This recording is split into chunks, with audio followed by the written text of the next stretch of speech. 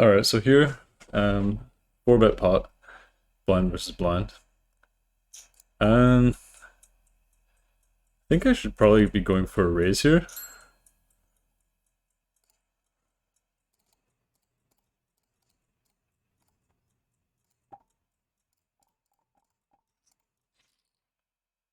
Here, ace-7 gonna fold.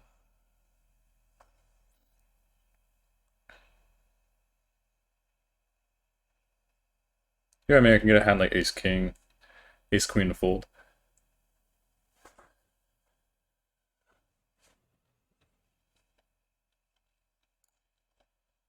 Just gonna make sure my timestamps are recording. They are. 9 deuce gonna fold. 7-10 gonna fold.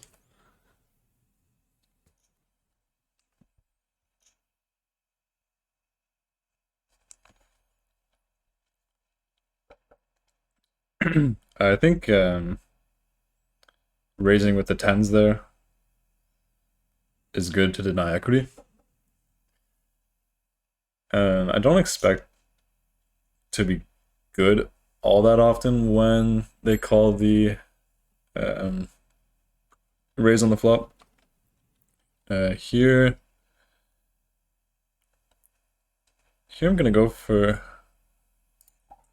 let me think, he goes for the 3.5x open and he's a little short, so I don't actually think I should flat. I'm gonna just go for the small 3-bet.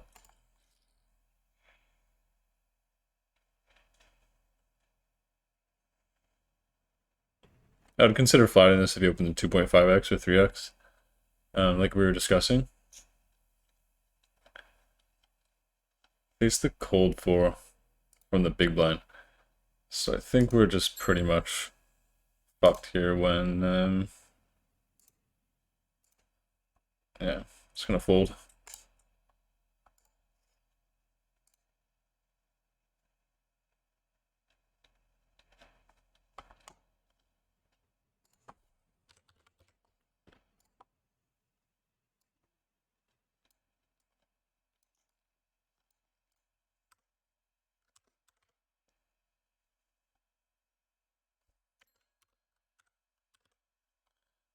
Jack 3 gonna fold.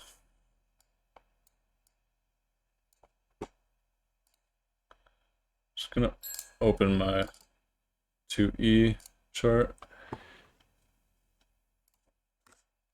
King Queen gonna go for the raise.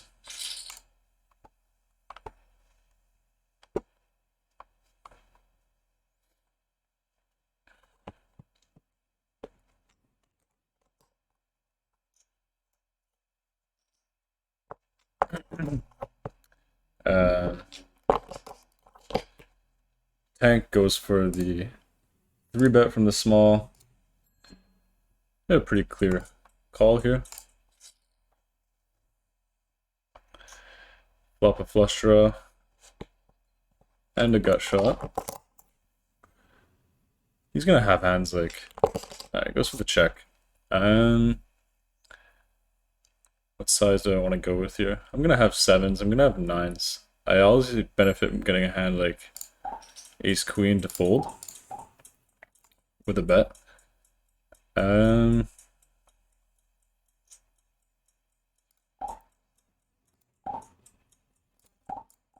gonna go for the half pot. I'm not sure exactly what sizing I should be using here. I'm never folding versus a check raise.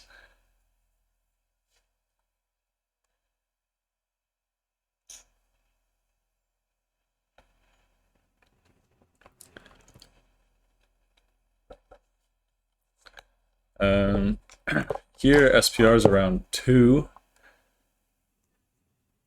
He check calls the flop, so we could have a hand like 10s.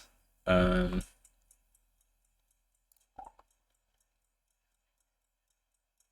hand doesn't really care about getting it in here.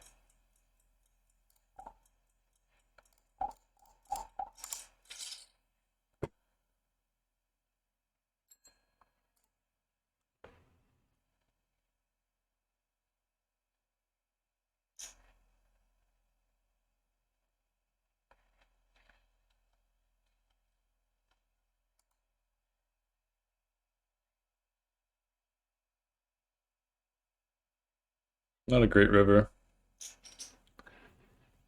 He jams. It's interesting.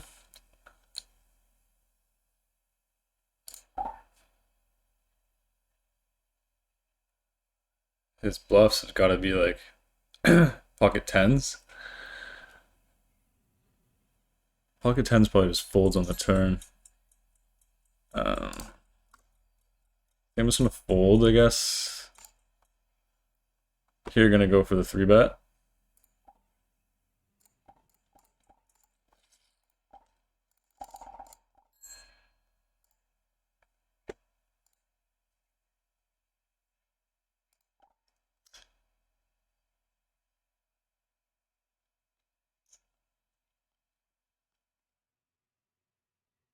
I guess you're gonna have a hand like I'd be more likely to call that bet on the river with if the ace was like the ace of hearts, perhaps. You're gonna go for the raise.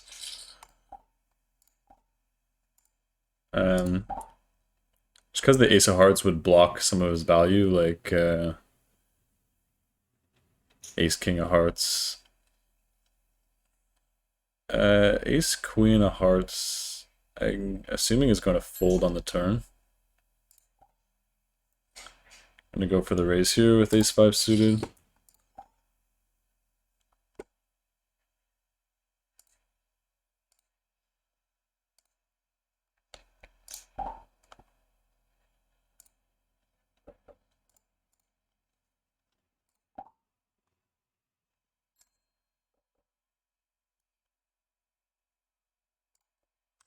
King 10 offsuit. Gonna fold.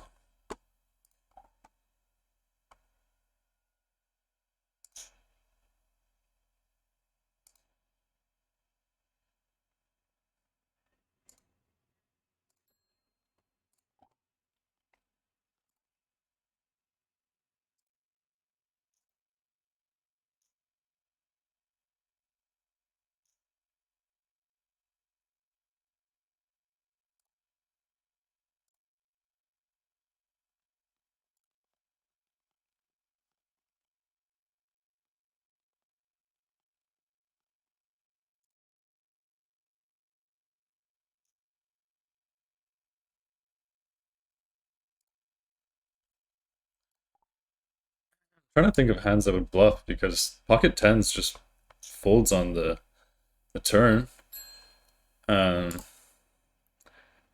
So I guess uh, that's hard to say what his bluffs are.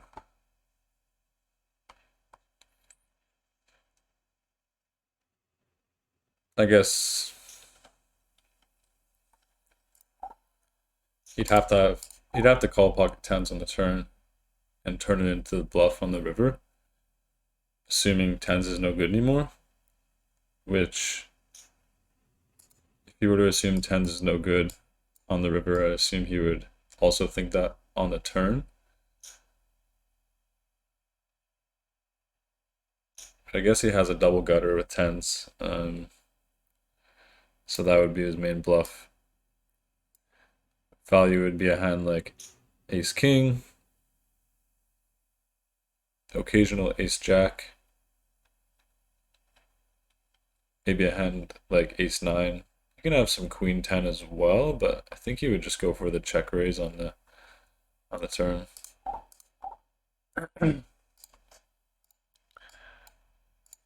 Sort of a confusing hand.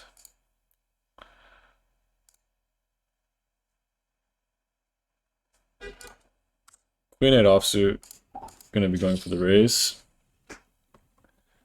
I'm not sure he's supposed to have any donks on the river. Anyway.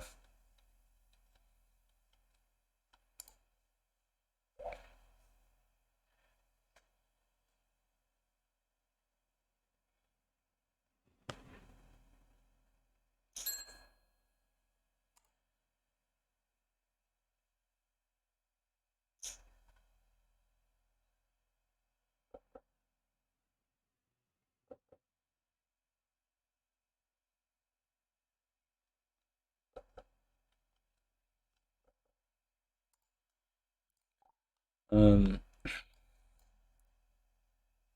on the river, I'm gonna call pocket sevens, pocket nines. I'm gonna have pocket jacks. I'm gonna have king jack. I'm gonna have ace jack. I'm gonna have queen ten. I'm gonna have a lot of hands I can call on the river. So folding king queen is not a big deal.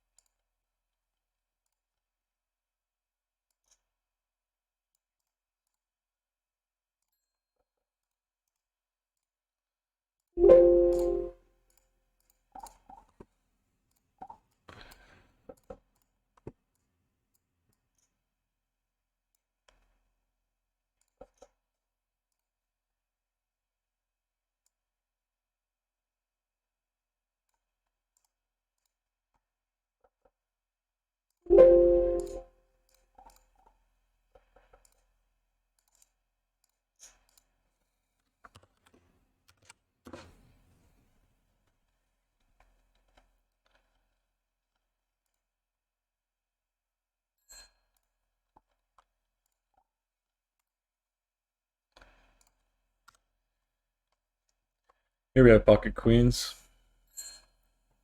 Gonna go for the raise.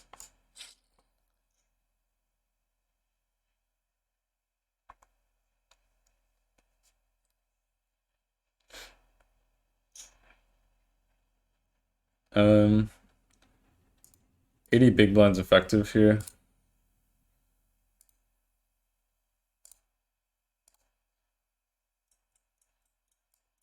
Are we going all in?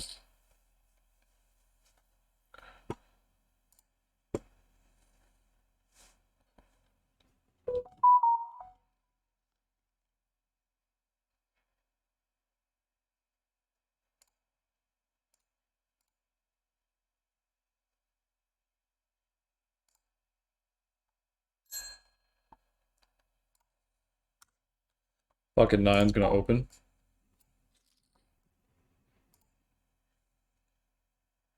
Going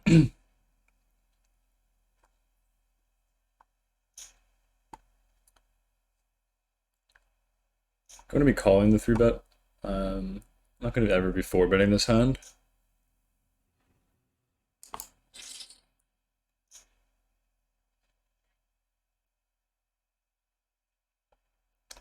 On the flop, should be range betting in position here. So I would check raise like pocket threes, fours, and fives with a heart. Try and fold out his like nines and tens and eights. Nines doesn't really seem like a good check raise. And this size seems completely wrong to me. And nine's no heart is going to be a pretty clear fold. He could obviously just be blasting with a hand like ace king, ace 10, but I don't think we care too much about that.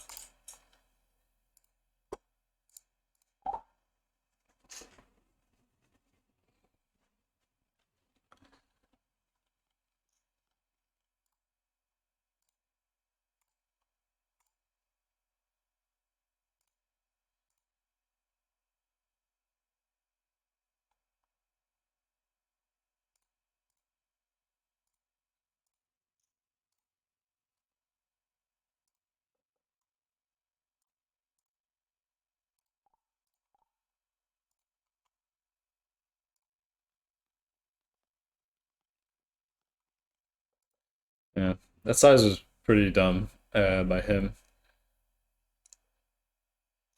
I would actually think the top of his value range in that spot would be a hand like aces. I don't think he's ever taken that sizing with a hand like queens or jacks. So it could just be net betting a big size to try and charge draws. I see people do that stuff quite a bit.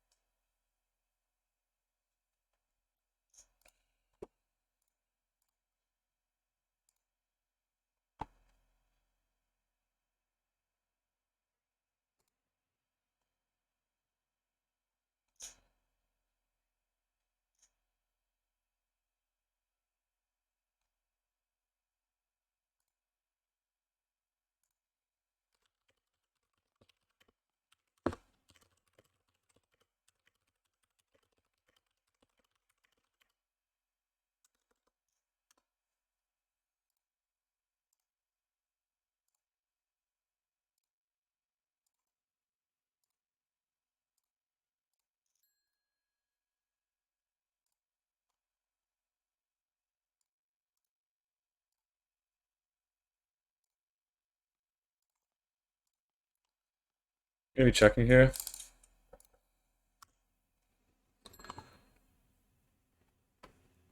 King 9 gonna go for the raise.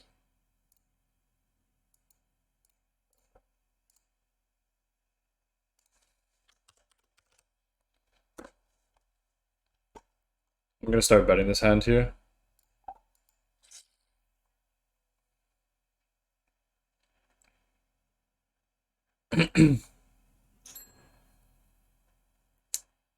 Gonna be folding the pocket twos. It's funny that tank hasn't topped off.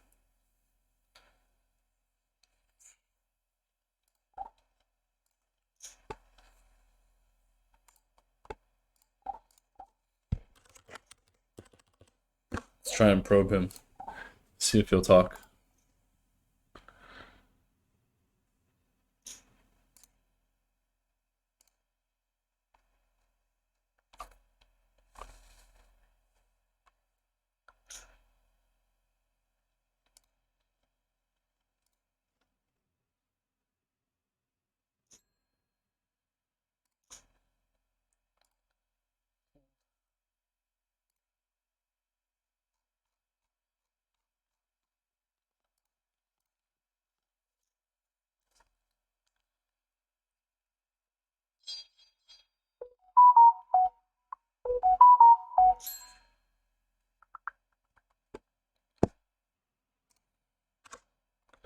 King Queen off, gonna go for the raise here.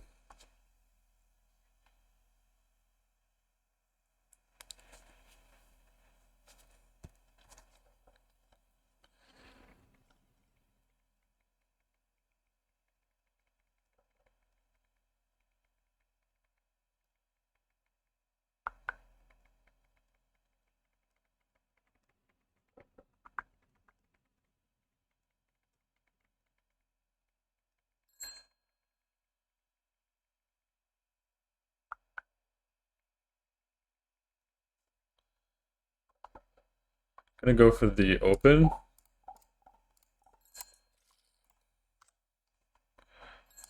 Hold that there.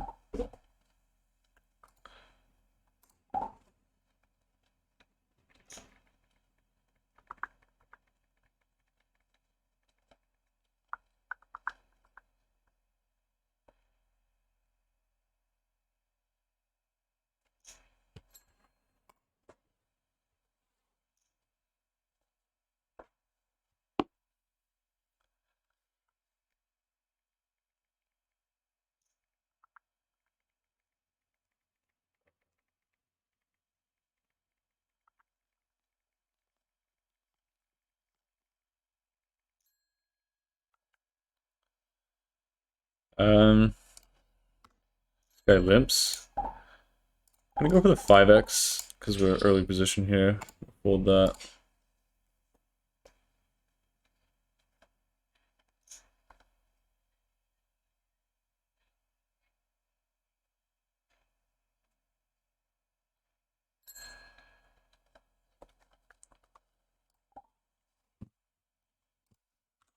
Seven, 6 here, gonna go for the raise.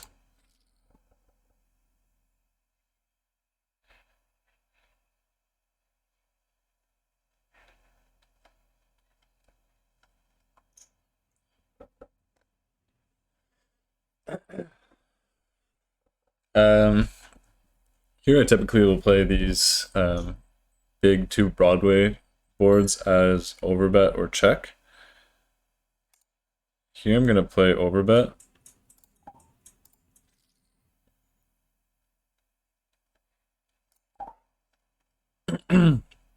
Sixes being the strongest hand you can have in his range, blocking that, it's pretty nice. My hand obviously benefits from all sorts of things. Bluffing a hand like pocket 10s, 9s, 8s, 7s, even just denying equity from hands with 2 overs versus my hand.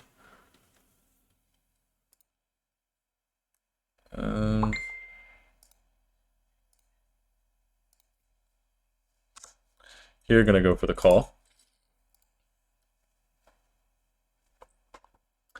I'm gonna range check this. And I'm gonna consider going for the delay check raise.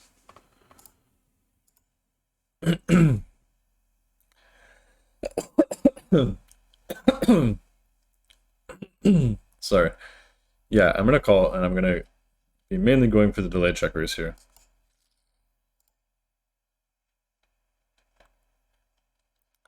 I think going for the delay check raise on a card like this looks especially strong.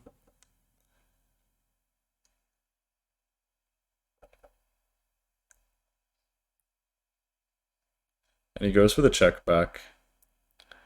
I think we have to bluff this.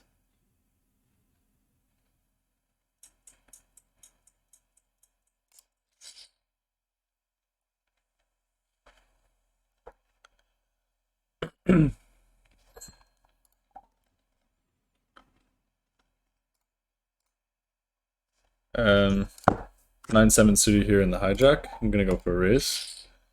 Pull the 10-9 off and the 7-6 off. This guy is a huge whale.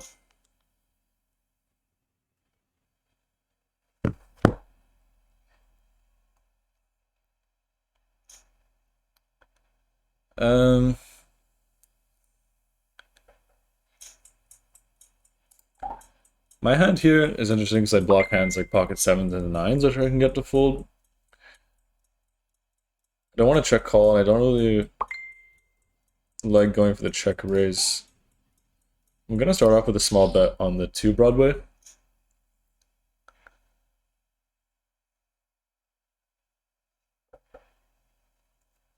Here I'm gonna be going for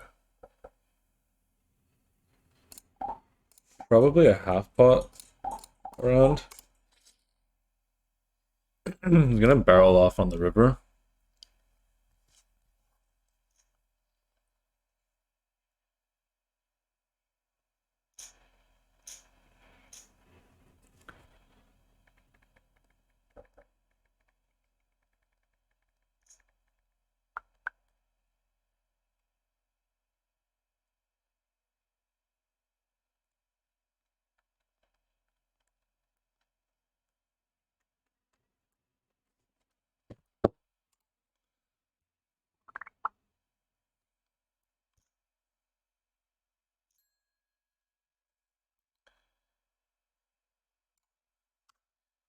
Here I'm gonna be going for the check for the 3 bet. Gonna bump it up to 75.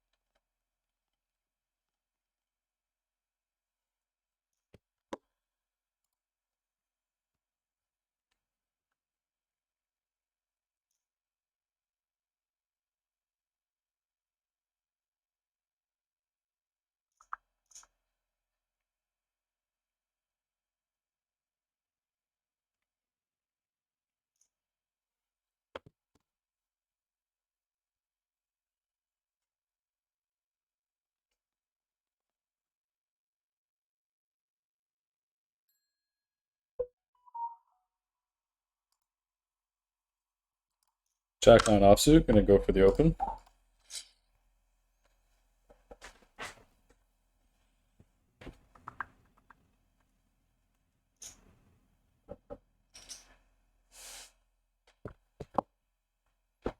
Go for the fold. God, this.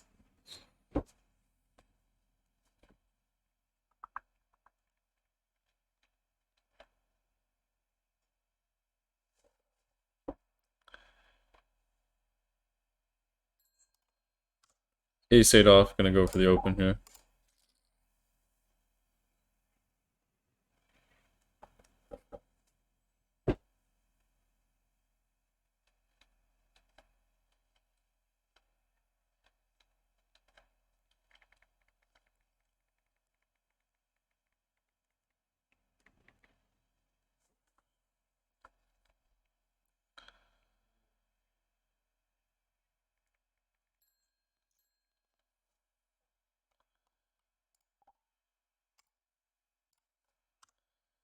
Here, small blind opens. I'm gonna be mixing 3-bets, but I think I'm mainly gonna be going for the 3-bet.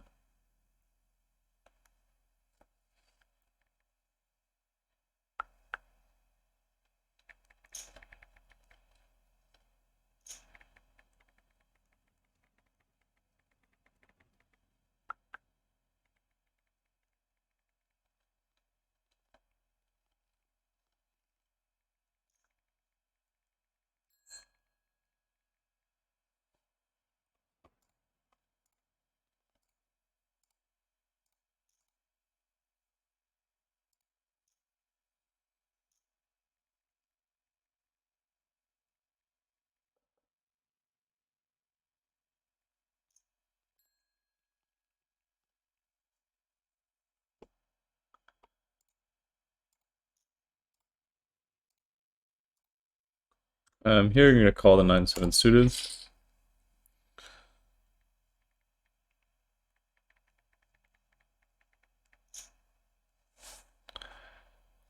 Gonna check on the flop.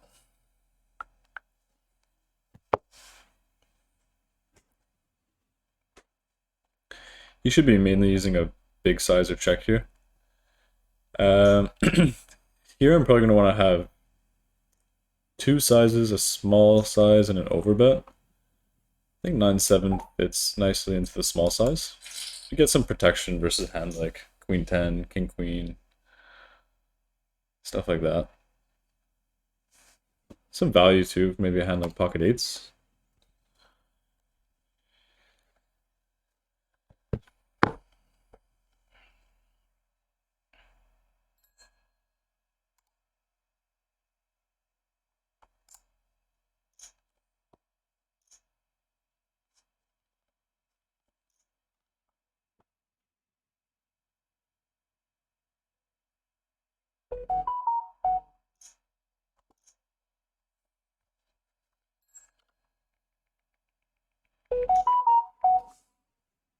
Gonna go for the fold here with pocket 4s.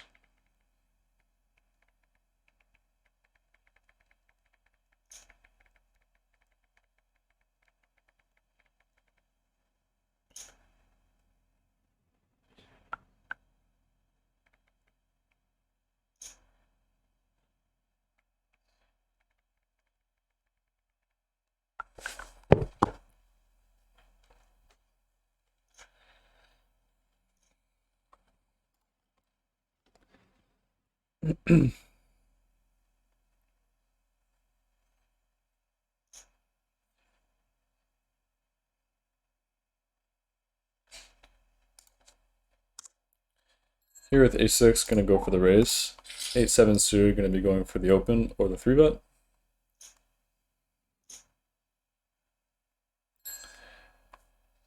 Gonna open here versus 3-bet versus such a small stack. Easy fold.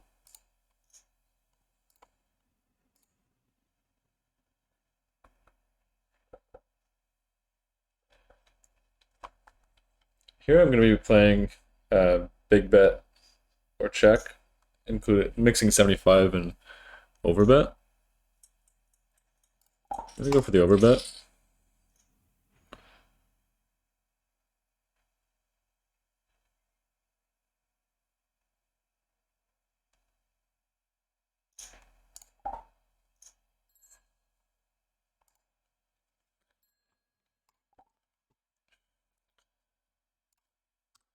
9-7 suited in the cutoff. Gonna be going for the open.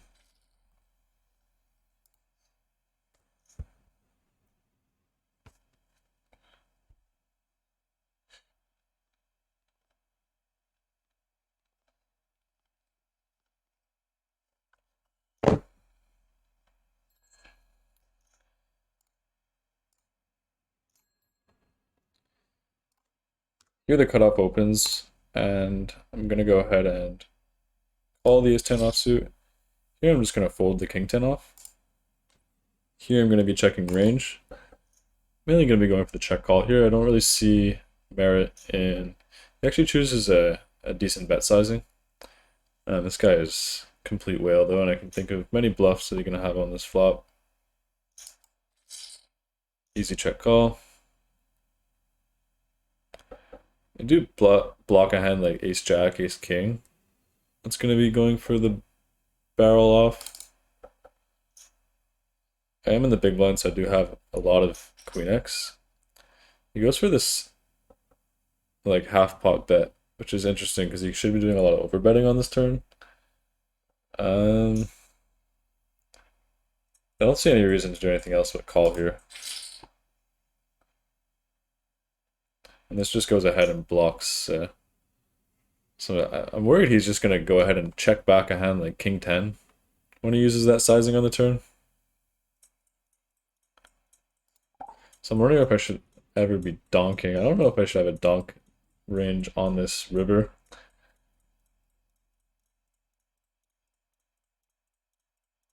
Most likely not. I don't think he's bluffing the turn for that size. So I'm going to go with a check fold. That was very nitty of him.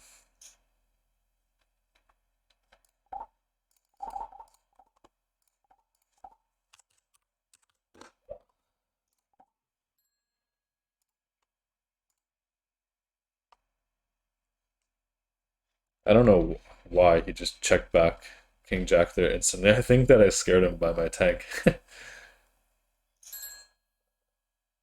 we're going to fold.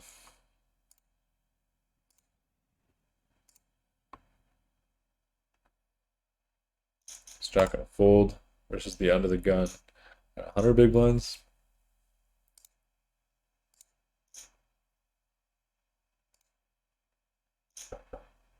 Can probably be 3-betting there sometimes.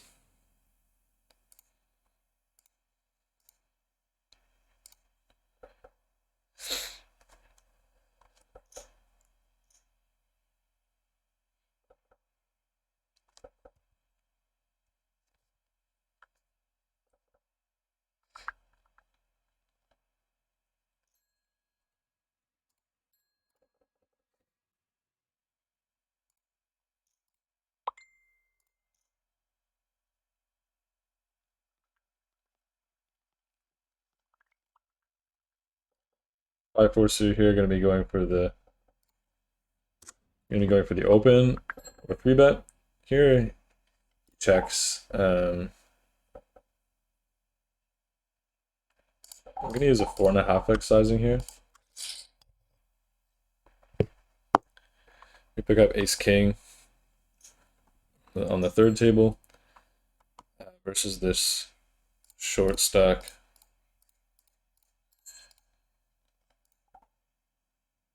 Let's go ahead and make it 65.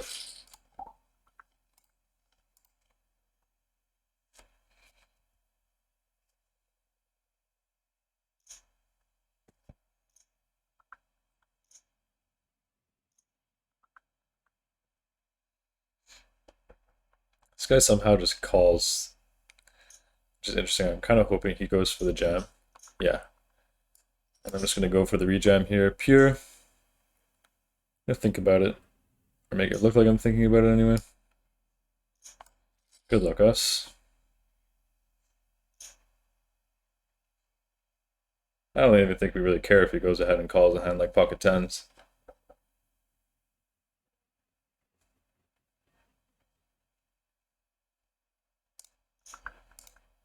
Ace king suited. Let's go once.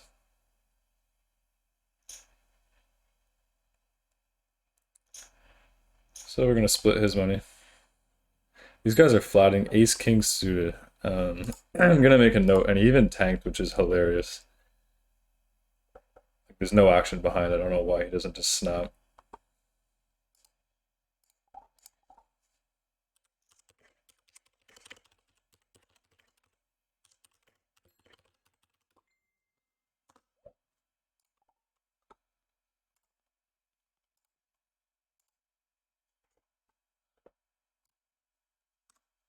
Pocket eight's gonna be going for the open or 3-bet. Have to open it.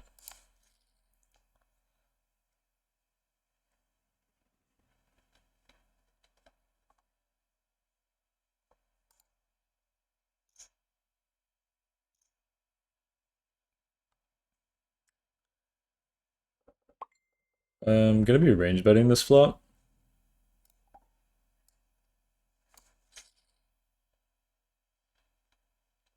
This is Noah, so he's a good enough player to check raise here. Good amount. I would 3-bet a hand like 5-6, 5-4, and like 10-9. See how we just smelt the check raise coming. Pocket eight's no club, easy fold. Gonna move on.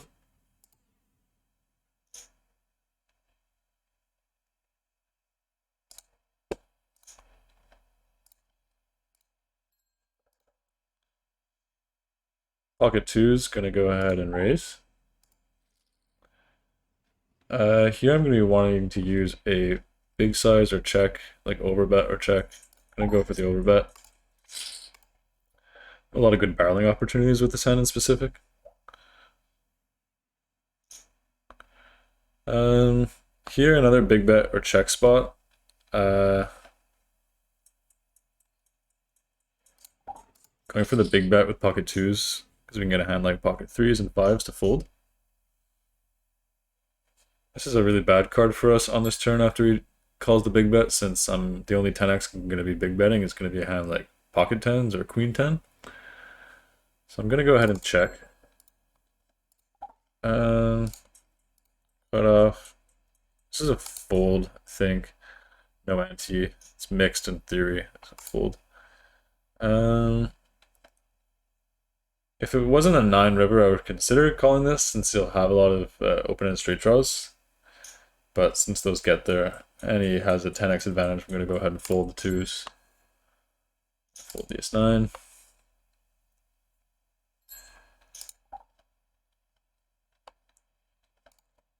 Pocket 10's going to open, of course. When I open on the gun, if I face a 3-bet, I'm going to be mainly just calling. 10-8 offsuit, I'm going to be opening as well. You get pocket 10s through on this table. 10-8 offsuit, easy fold versus 3-bet.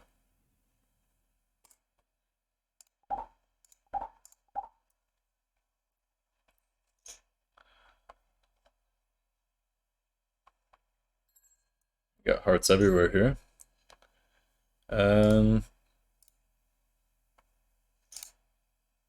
Ace-6 of hearts is technically a fold here. Here I'm going to call the jack-9.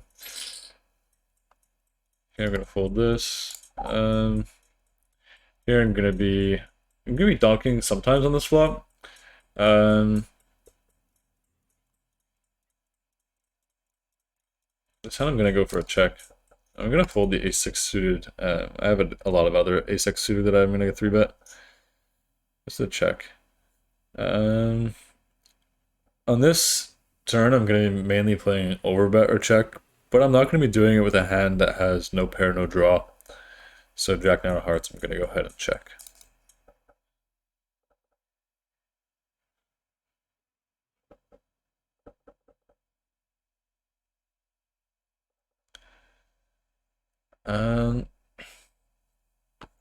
Here, I think I'm just going to go for the 2x pot, because I can check a lot of straights and sets on the turn to go for the check raise, so I'm really not capped and blocking a hand like 10-9, even though I'm not sure it's super relevant, because I think he would bet it at some point.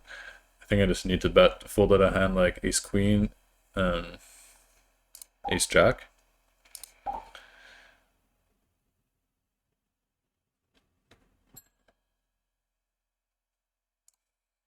Pocket fours in the small blind, 100 big blinds effective. I'm gonna be going for the raise, of course.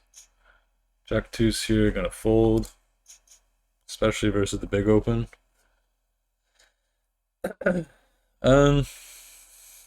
Pocket fours, I can see a case for betting. Can also see a case for check, which I think is the correct play. Jack 8 suited, I'm not going to be 3-betting versus the high jack open. Sorry, low jack open. Pocket fours with the heart. I think it's a call. Maybe we can go for the check raise sometimes with pocket fours.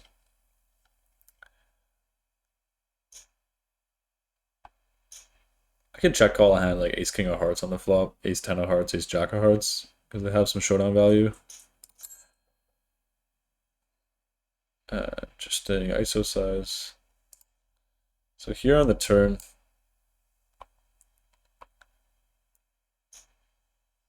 I'm going to be going for the check raise here. 63, 70, 80, 97. I'm going to go for the pot size raise.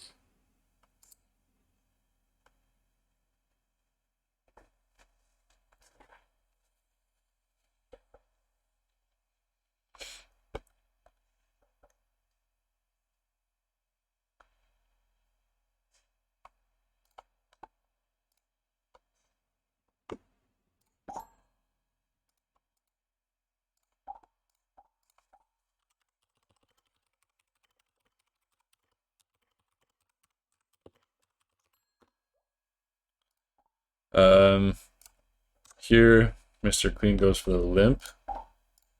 Pretty easy ISO. I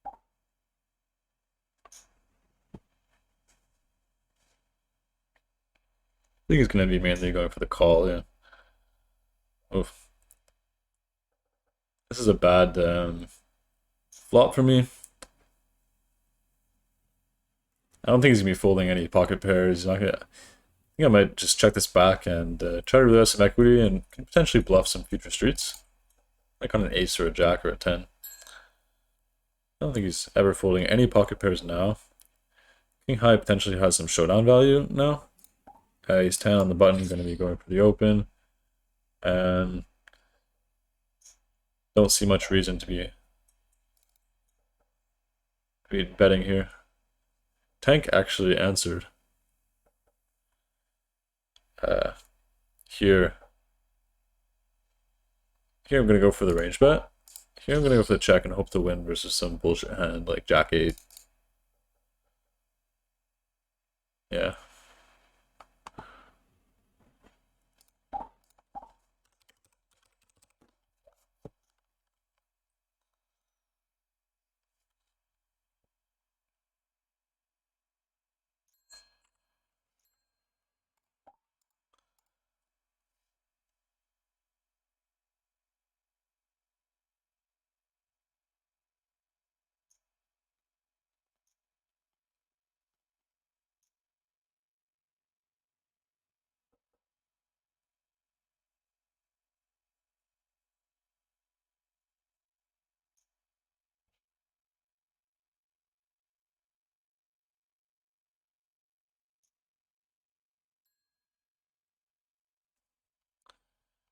King Jack of hearts, I'm going to go for the open.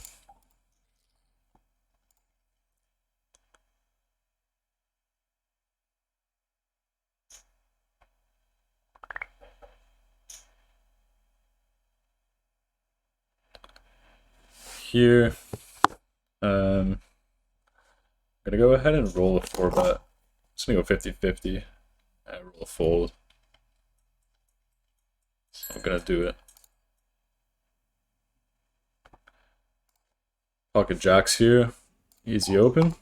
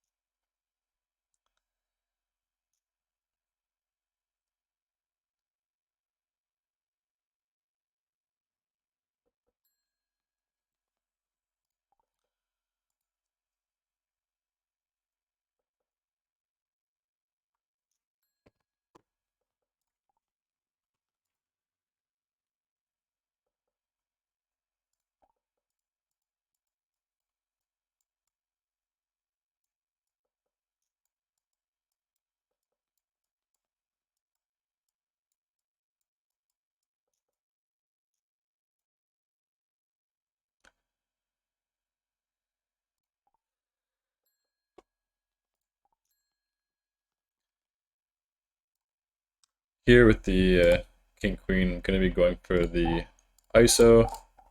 I'm in the big blind, so I'm going to use the 10x sizing.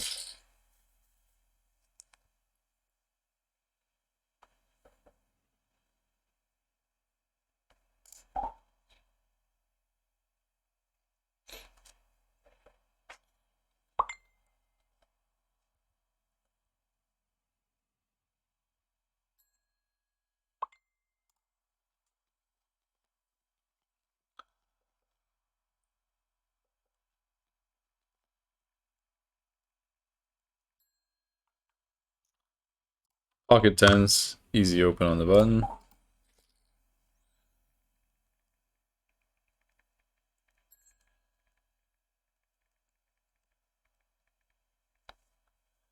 And here I'm going to go for the call. I'm going to mix in 3 bets.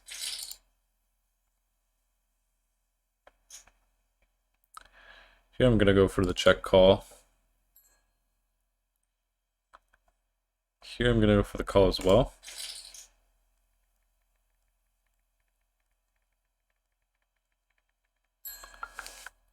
And he goes for the big sizing.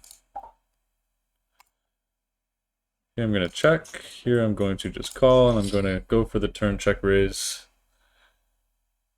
Well, I'm definitely going to go for the turn check raise now. Here, again, I'm going to have 2 sizings, probably an over bet and a small bet. I'm going to go for the over bet because I get a hand like ace queen to fold. 145. There's 2 there. Here, I think a lot of his overbet calls are going to be flush draws. So I'm going to check.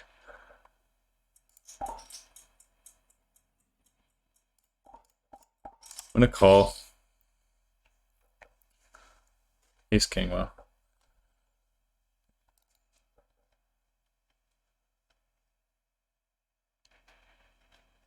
Should probably check raise on the turn there.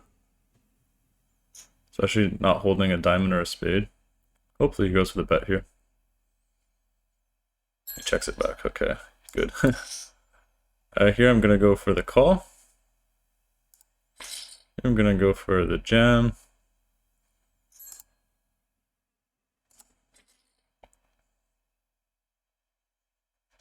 Here I'm going to go for the check.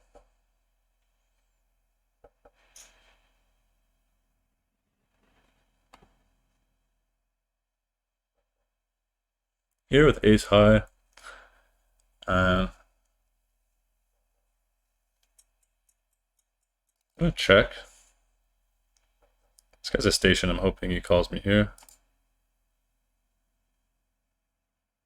I'm going to check the ace high again.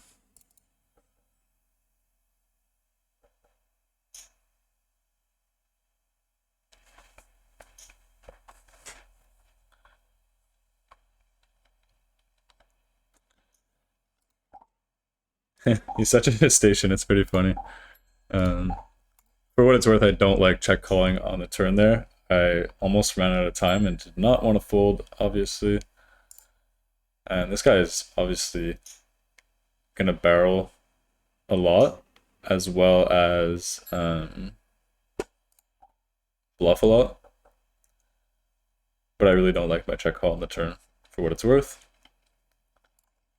Here, queen 10, going to raise, of course.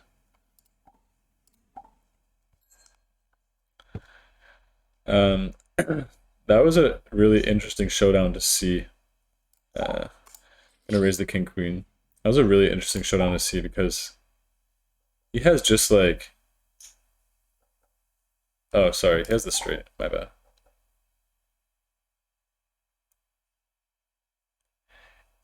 Here I'm not gonna be range betting, but I'm gonna go for the small bet. Here I'm gonna be range betting. I'm gonna go for the small bet to try and fold out a hand like king 9.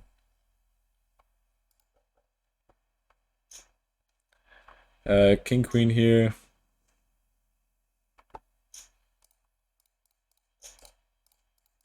I'm gonna go for the overbet.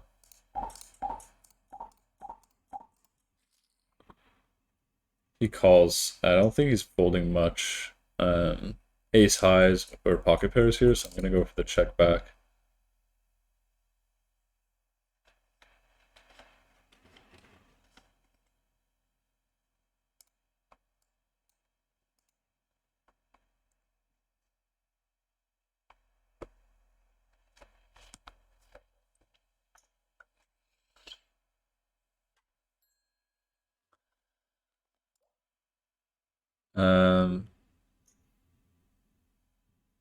I don't think we have a choice here. I check back the turn, so I'm not gonna want to go like.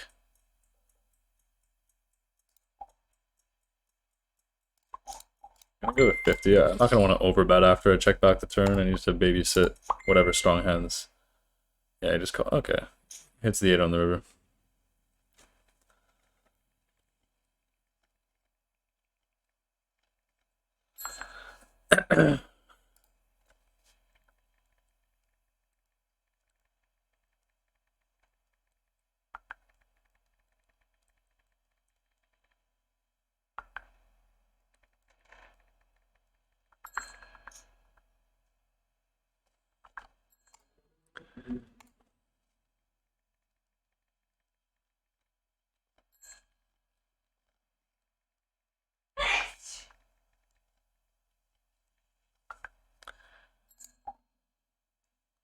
Pocket sixes, easy open. 10-9, gonna fold. King 6, I'm gonna open it to me.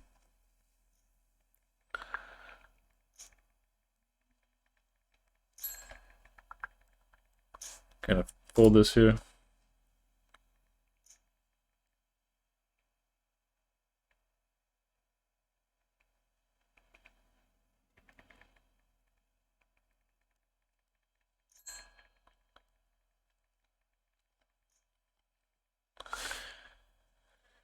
Here with King 9, I'm gonna go for the check.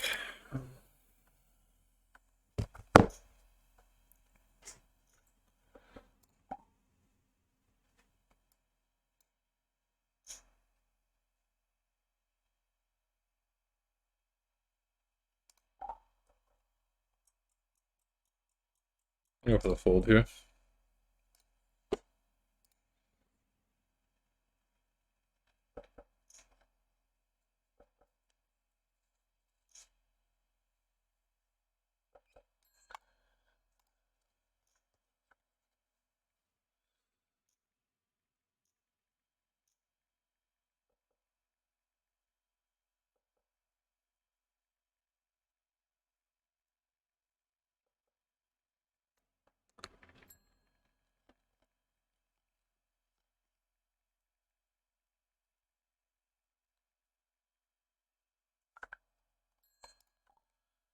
E8, gonna fold. King 7. I'm gonna go ahead and open it. It's a mix in theory, but I think we just get away with opening it pure.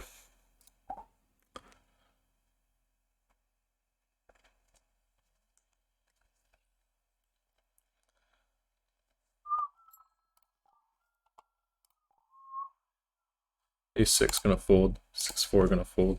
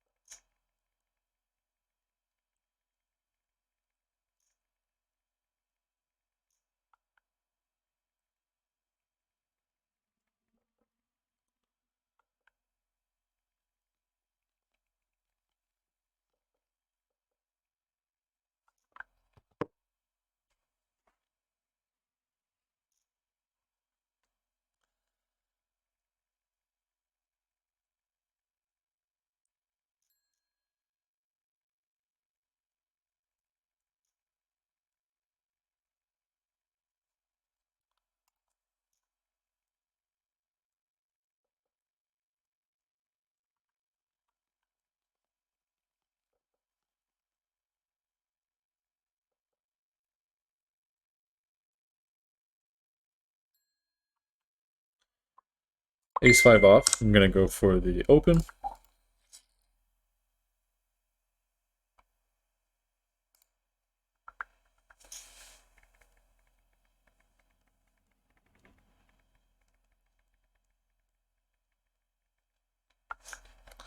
Gonna fold the Ace-5.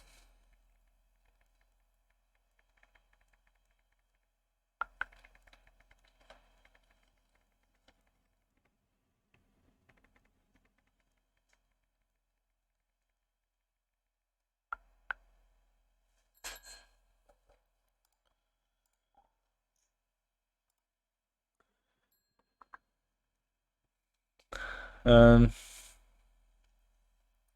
in the big blind here, I actually think he's gonna, I want to get in the pot with Finster a lot. So I'm gonna go for the call versus this very small ISO.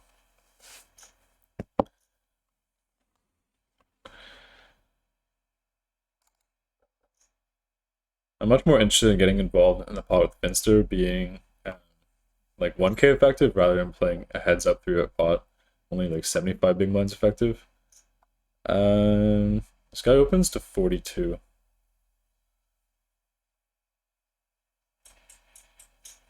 I'm just gonna fold. This seems really tight, I guess. Here I'm gonna go for the small bet. One of you. I'd overbet on like a random like 8x turn. He goes for the raise. Fuck me, I guess. And he limps. He's definitely gonna have an advantage here. I'm just gonna go for the fold, I guess. 15, 60. I'm gonna go to 65 here with the ace king.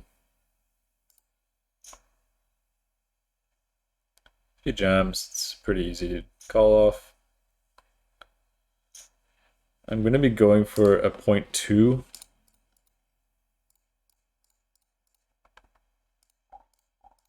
At this SPR. I like the 0.2 c-bet sizing here. You get all kinds of lighter calls and also maybe some spazzes. When he opens under the gun and calls the 3-bet, he's not going to have much 6x, and either way, I'm just going to be going to try and get it in. So I'm going to bet here for half pot, or around 2e, and I'm going to jam the river.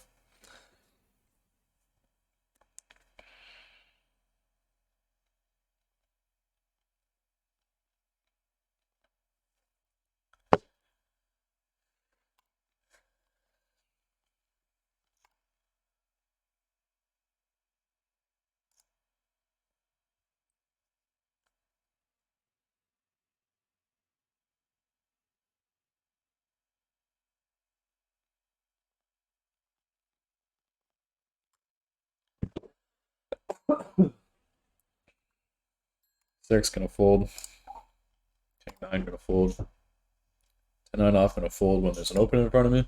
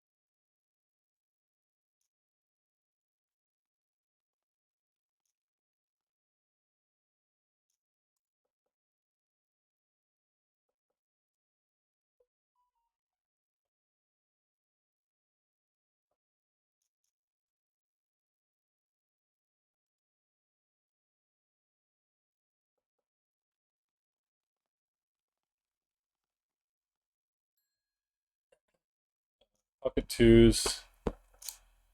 Pocket twos, I'm just gonna go ahead and open here. I'm not gonna open it pure. I'm gonna open and call a 3-bet though.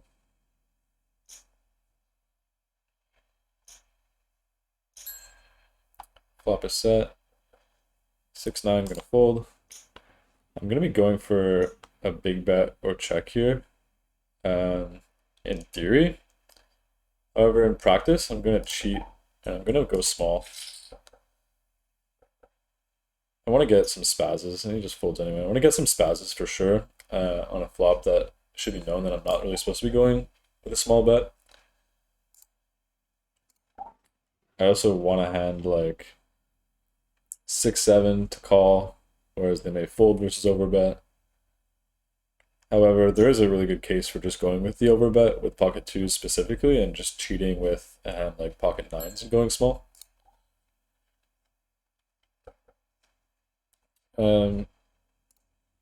Here I'm going to be calling with this 6-7 offsuit.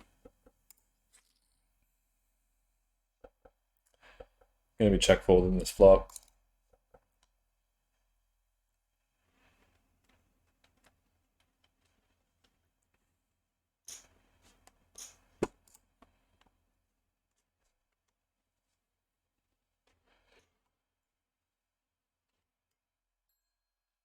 Going to be folding the ace-7 offsuit here. Pocket fours, I'm going to be opening if it folds to me. Look at that. It does. Just going to timestamp this.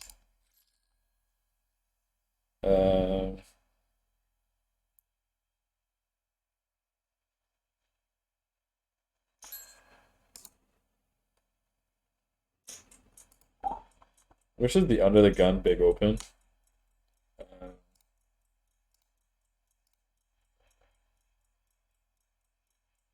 I'm gonna go for the flat here. I can have a hand like Jack-10, so I'm not gonna overbet. Again, I'm gonna go for the big bet here. We're three ways. I don't mind going for the half pot sizing here. And it goes for the call. This is a bad card with the flush completing.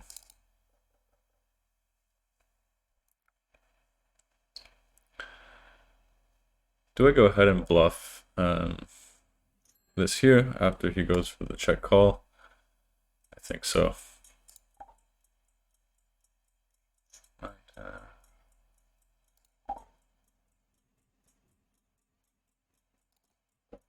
Here, what sizing do I want to go with? I'm gonna go with this.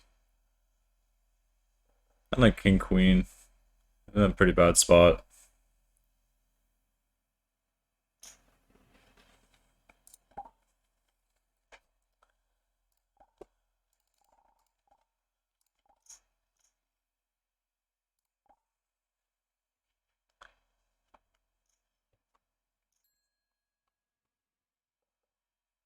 Okay, I guess we're playing a straddle game. So a fold.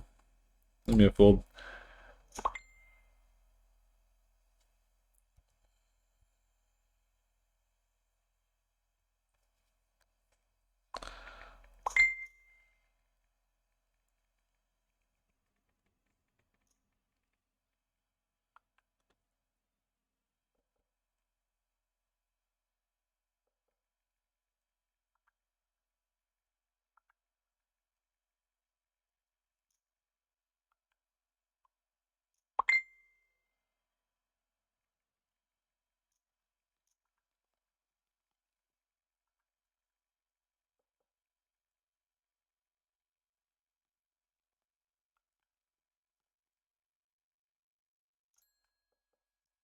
Versus the limp, so small. I'm not gonna ISO this.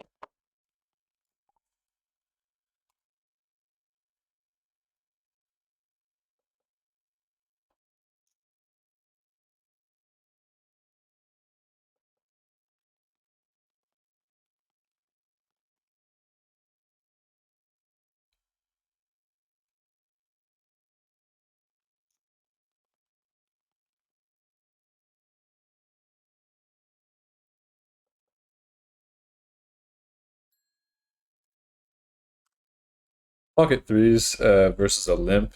Only 43 big blinds affected. I think I'm just going to go ahead and check. I don't want to ISO this hand and blow the pot out of position.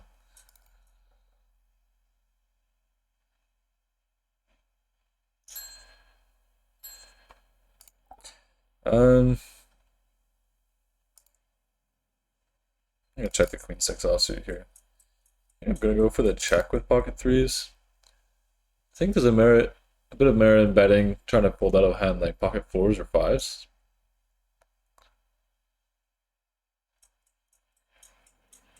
I'm going to check over here. He does limp a lot, so he's going to limp a hand like ace 9, ace 8. I'm just going to go ahead and check fold, pocket threes. Fold, queen 6.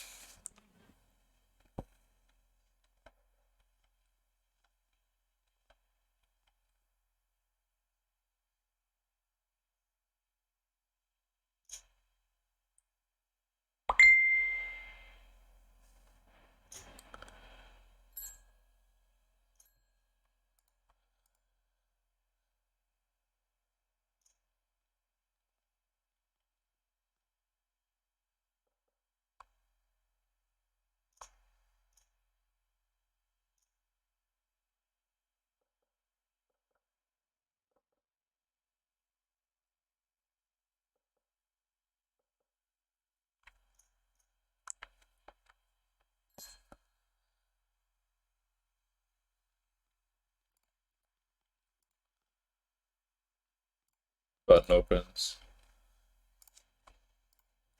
I'm going to go for the call with the jack 9 off.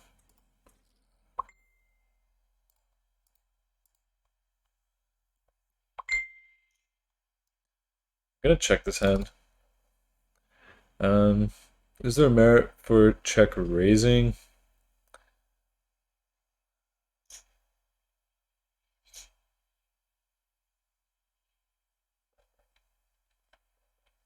Just for the check back.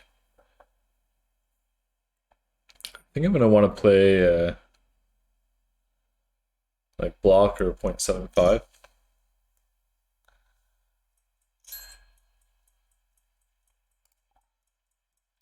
This.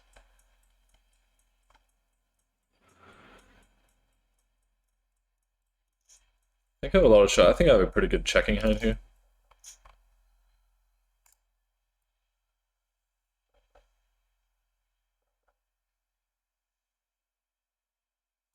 You could check back a hand like queen jack, king jack sometimes in the flop, I think. But I think we have a pretty clear check call.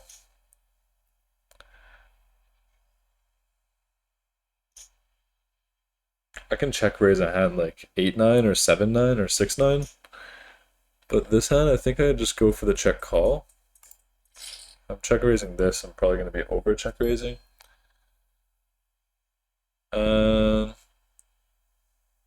Here the question is if I'm gonna. He's not gonna be betting 8x on the turn for that size. Go for the check. I'm gonna go for the open.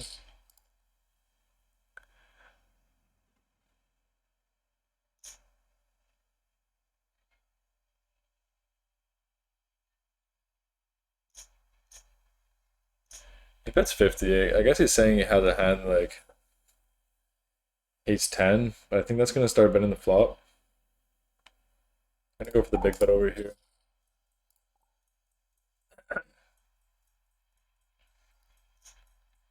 I'm gonna get a hand like king jack, queen jack to fold.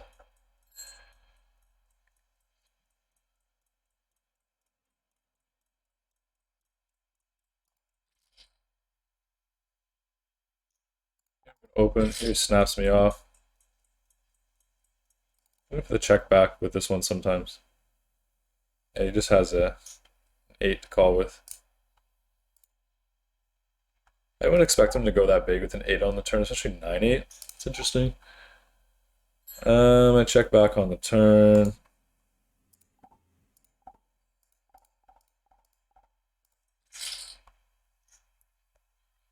This one here, I'm just gonna go for the fold of the ace deuce. I don't know if I should overbet. Probably have to protect my like ace queen and other two pair hands when I check back the turn.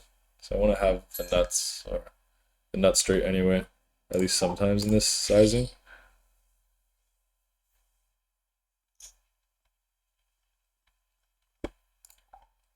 I don't know if you like my okay, here with the cold call, I think I'm just gonna go ahead and call this one. Flop a flush draw. I can definitely be donking here. 3 ways though. I'll go for the donk. Let me know what you think about that one. I'm not folding, even if he raises, so. With him, I think we just have an easy get it in. 275. SPR is like 5. 100. I'm gonna bet, call it off. He's gonna have a hand like 9s and 10s a lot. Just like wondering if they should call versus a flush draw. 10s and 9s. Oof. You have some worse flush draws, like ace 10. I think I'm gonna call this one. I don't think he's gonna have pocket 6s. I think I'm gonna call. This is just bullshit. Oh, he has 4-5. Okay. We lose.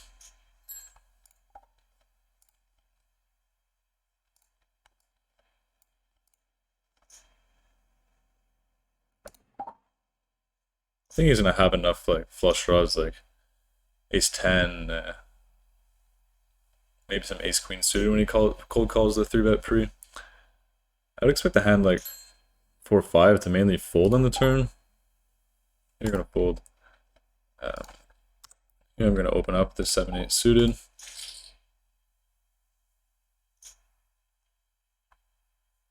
I wish they would reload me. I'd be pretty upset if I had a good hand here.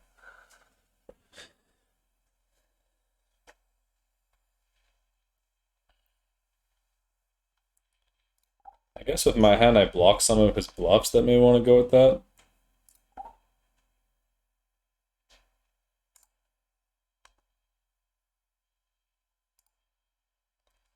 So maybe mixing folds and calls on the river is better than calling.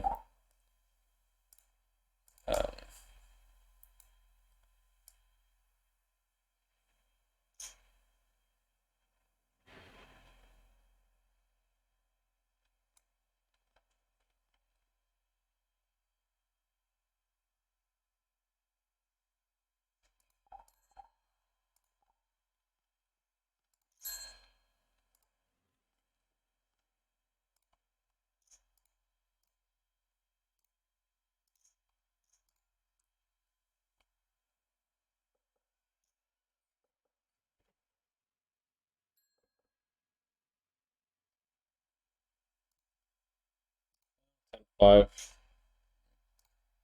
10-5, I'm gonna go for the raise.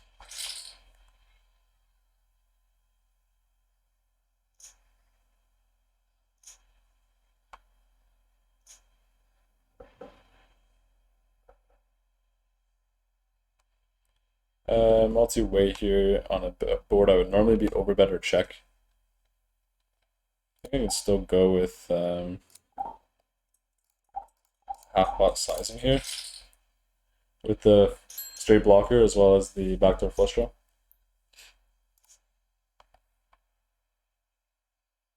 This guy just goes 150. He's never folding. I just have a gut shot, a backdoor flush draw. I think I'm just gonna have to fold.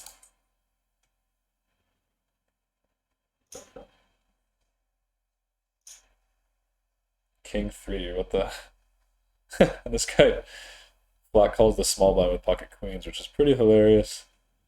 And he just check raises with King 3. This is just like a completely bonkers hand, and everybody fucked up every street here.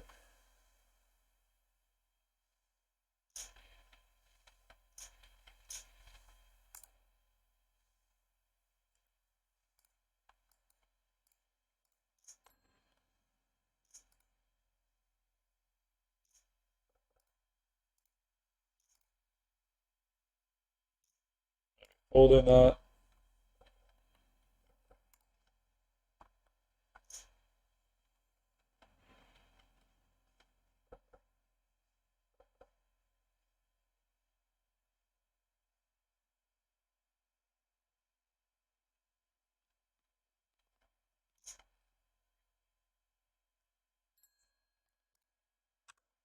A7 of clubs. The cutoff I'm going to be opening.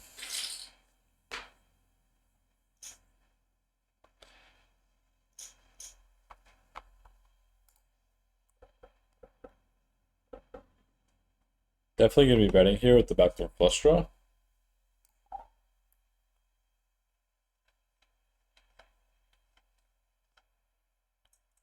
Actually, I'm going to go for the check back. I really don't want to get check raised with my hand specifically. I'm going to, obviously, I'm in the cutoff because he wasn't there pre, so I'm going to have hands like king 7, king 8.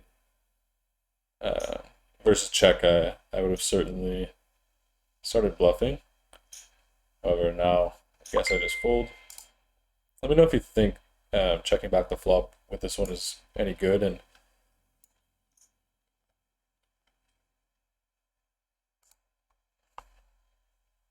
I don't think I would check back a hand like that just has the bare ace of spades. Just because I really want to be able to rep flushes when they come in on the turn of the river. Ace king, easy raise, easy fold, king 9 here.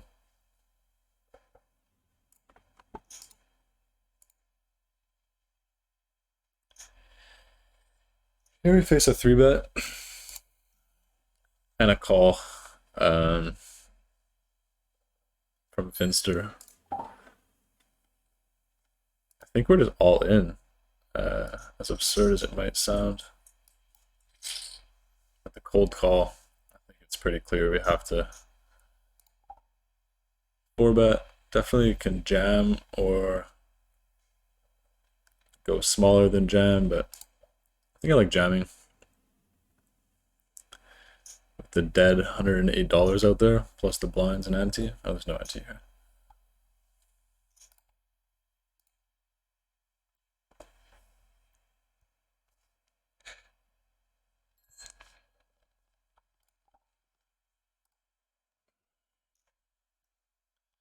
Pocket eights versus a limp.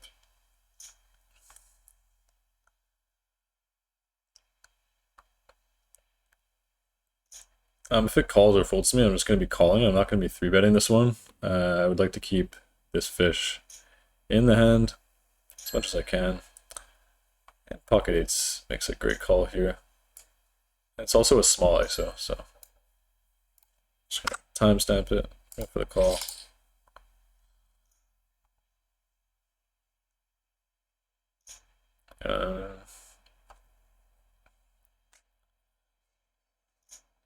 Gonna check. I don't think I want to have donks when we're in this configuration. I guess I'll have a hand like 6-4 suited. I won't have any 6-4 offsuit.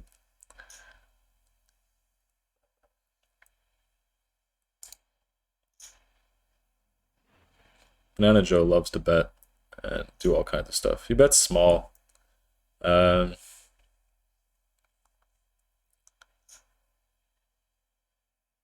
I don't think I want to check raise since he checks range behind. I'm gonna go for the call. If I fade the check raise here,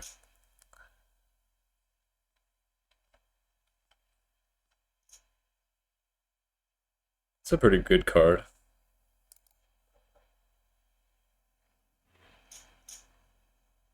He just donks, which is interesting.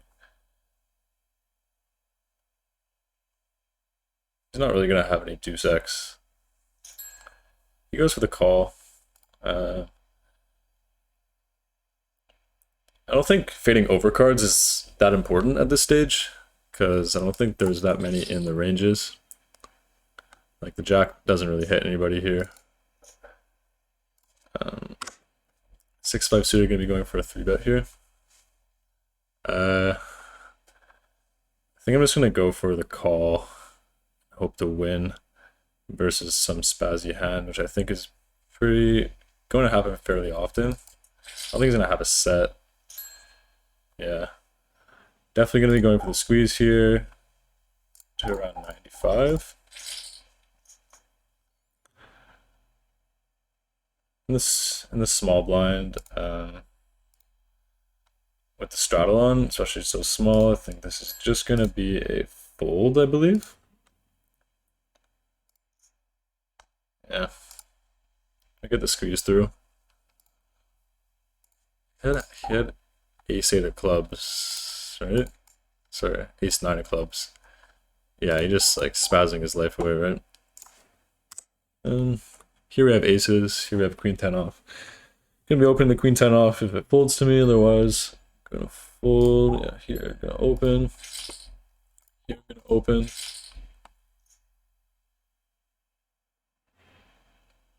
Here, he could be like jamming in with all sorts of spaz hands like queen jack, queen king, so I'm just gonna fold this. 80. 160. I'm good at 200 here. King queen offsuit, going to be going for the raise.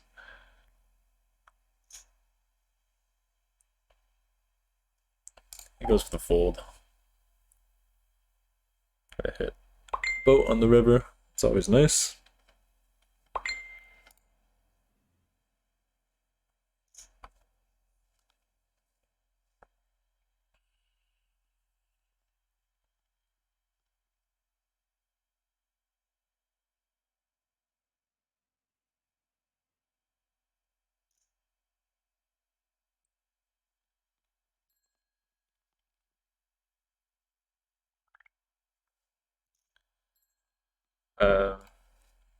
Pocket twos, I'm gonna go for the open here.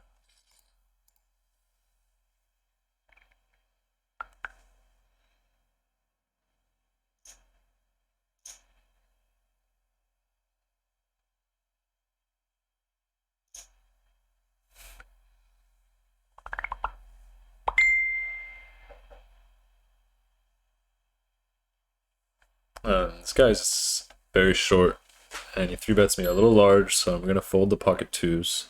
I would obviously be calling versus a when we're deeper. 5-7. I'm not gonna get too out of line opening here with Noah on the button.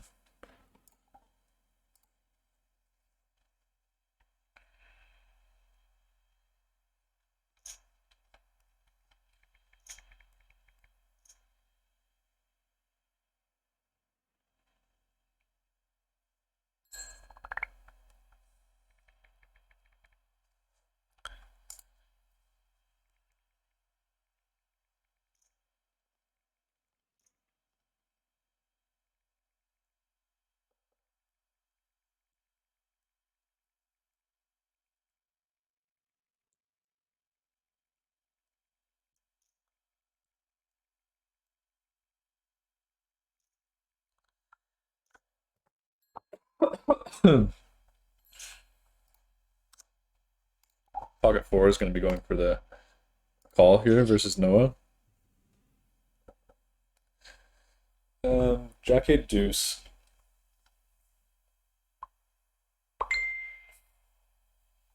With the check with range.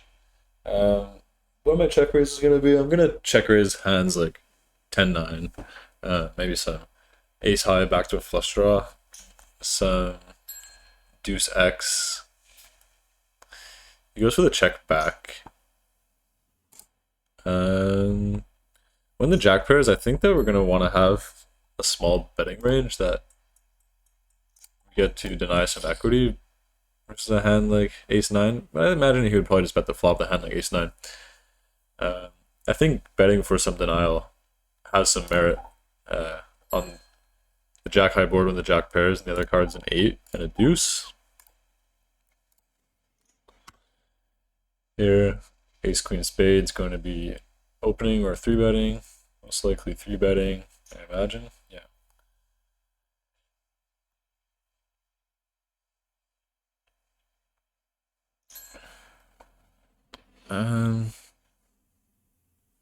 It's gonna go to 60, but I'm gonna be going to 75 now as a squeeze sizing.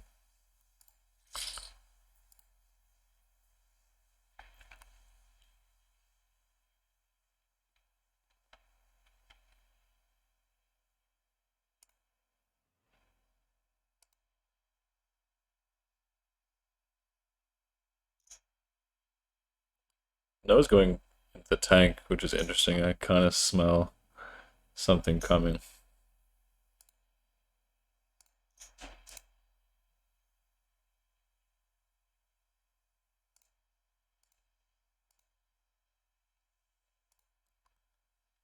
Ace queen suited. In theory, going to mix. We can call with like the pocket pairs. I want to go for the call versus Noah. I think he's pretty likely to be doing this a little bit wider than theory, so it probably shifts this hand more into the direction of pure calling or 5-betting. Go for the check after the squeeze and calling the 4-bet.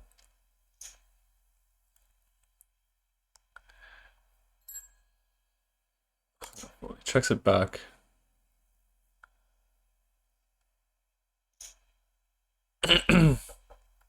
A hand like ace queen is interesting. Checks it back on the flop. I beat a hand like ace jack, ace 10 suited that goes for the 4-bet pre and maybe checks it back there. Let's start with the block.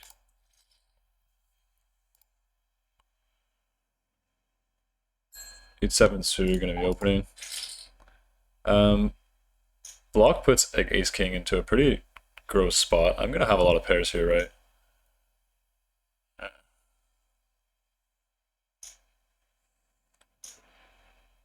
He goes for the call. I block a hand like aces and queens. Here, ace high, 8 high. This guy said it's fold.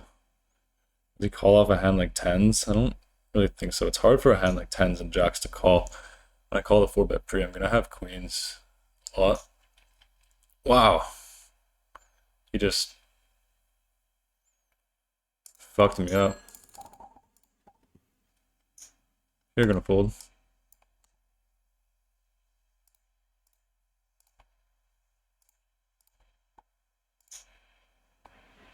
Hmm.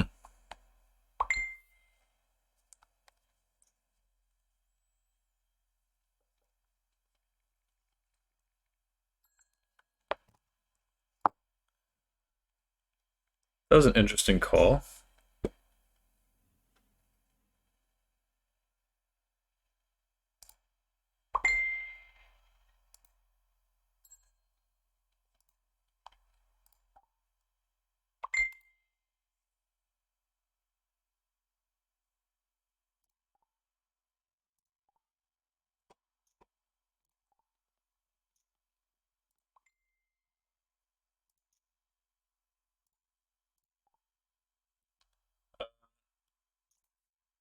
Here we get aces.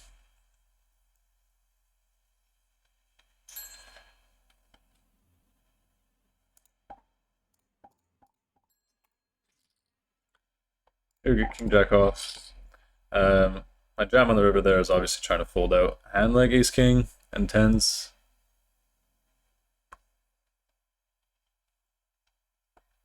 Here we pick up ace king ourselves. Gonna be going for the open.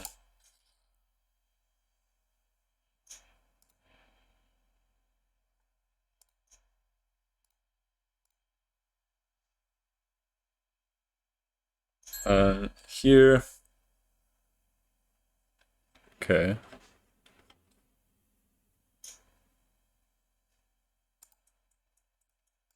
Go for the... Sorry, I think I should be going for the bigger bit here. What the fuck is this? He just calls. And we're 4,000 effective. I guess I just fold. I don't know. That's really weird.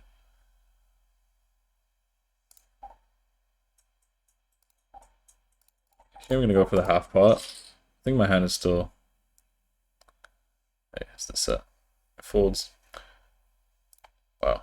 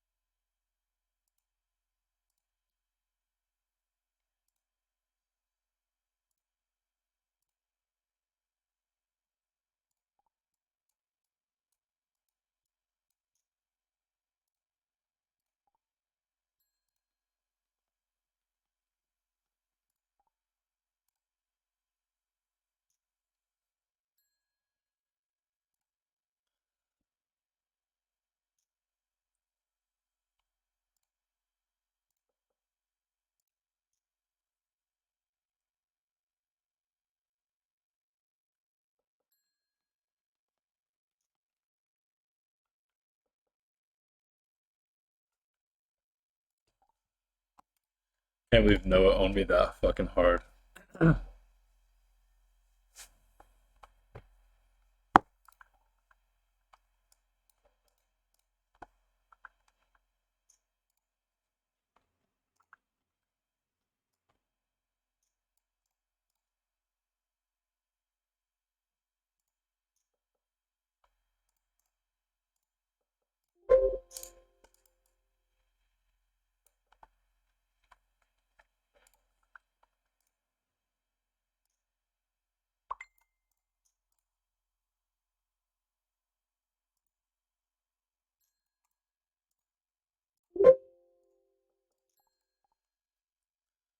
Fold that, fold that.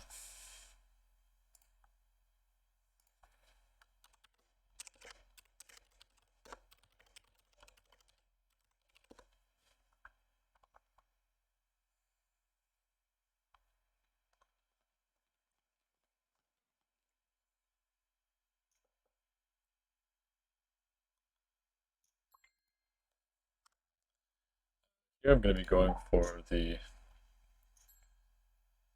I go 45. Calling a jam from Chiefs all day.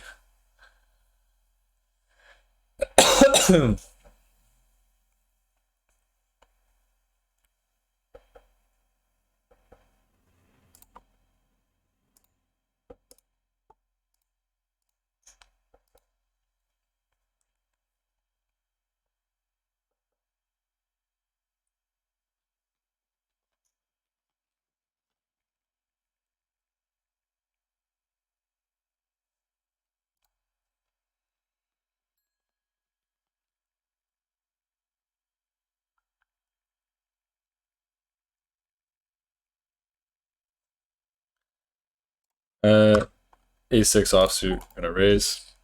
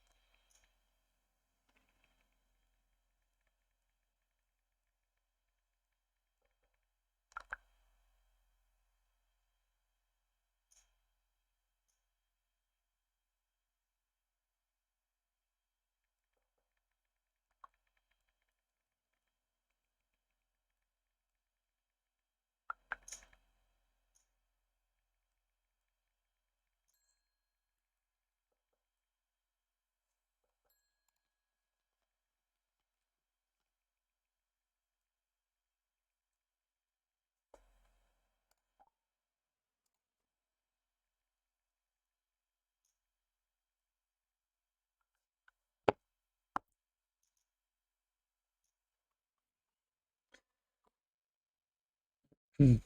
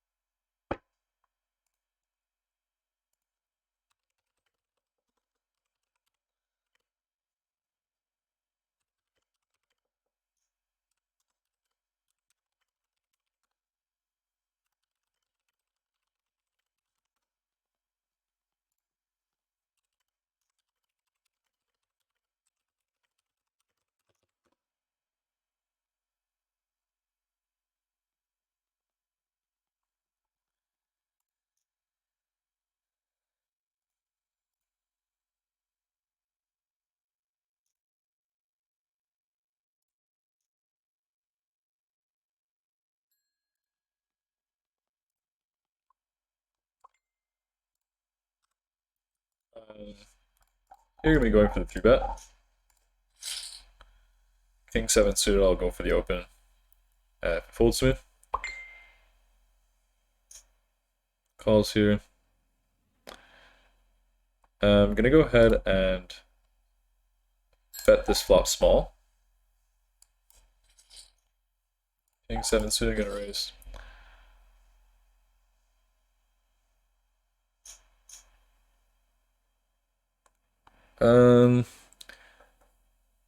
Ace 9. I don't think.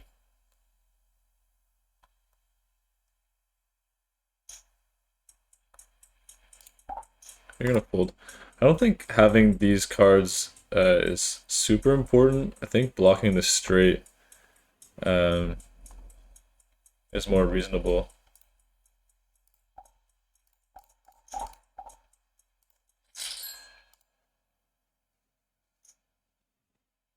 This puts a hand like Jack 10 in a pretty gross spot.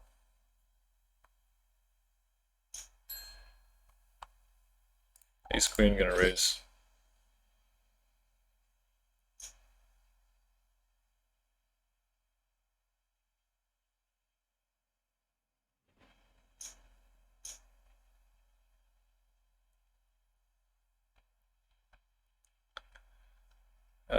He does boat up here sometimes. And I think I'm gonna get folds on the turn from like King Queen. I think I'm gonna give this one up. I may bluff on like a 2, but the 4s are a little bit worrisome.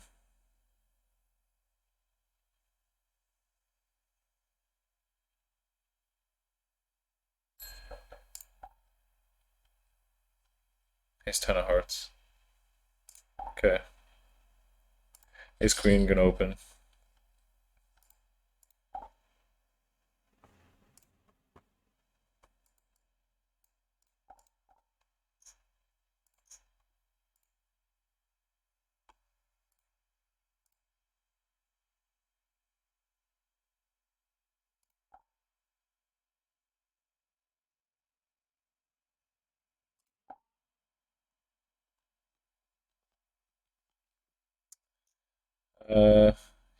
Flatter in position. I'm gonna go for the check. I'll go for the check raise.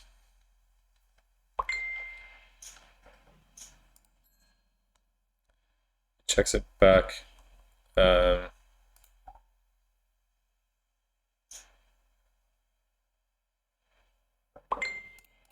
gonna go for around the half pot sizing here.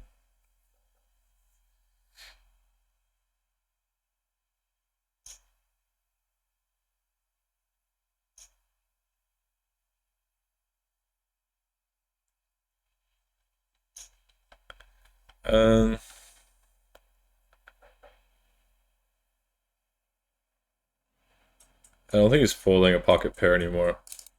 And I do have some showdown value with the ace high.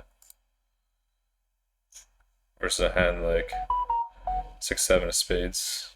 Yeah, it's ace 7 of spades.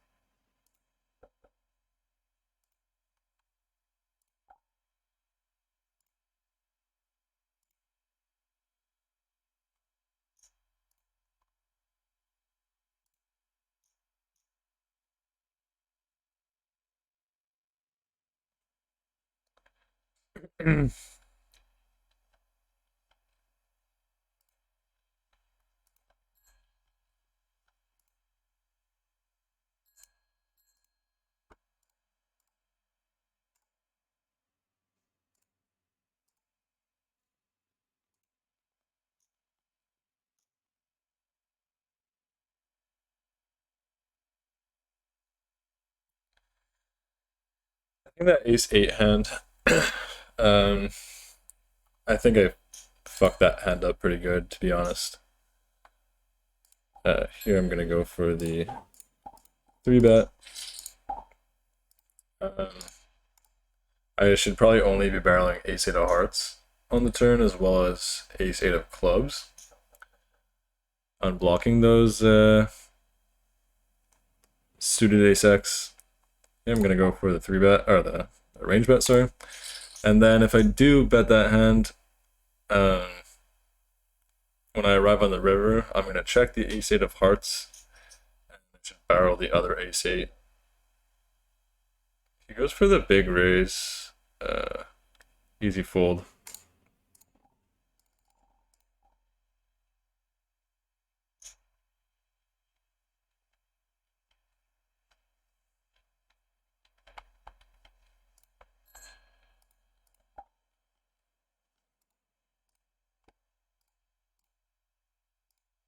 Yeah, I definitely fucked that hand up, but the ace-8, I should go for it on the river.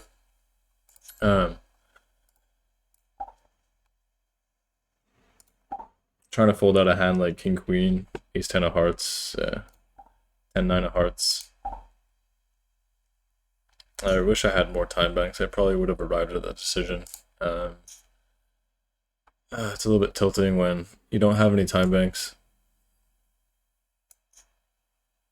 This guy goes to the limp. Jack 10 off, so yeah, it's gonna fold out.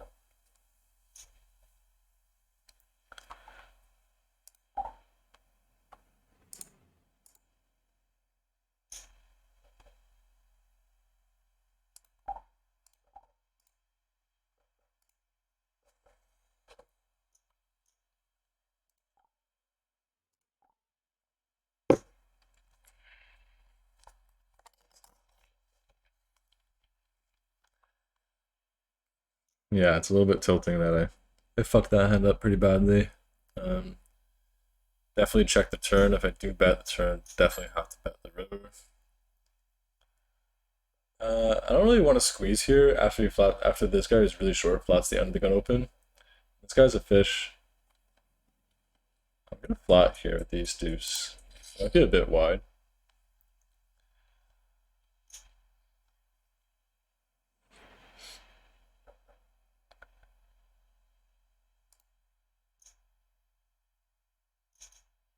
This guy bets half pot into 4 people. I'm gonna fold, but this is definitely a bad sizing.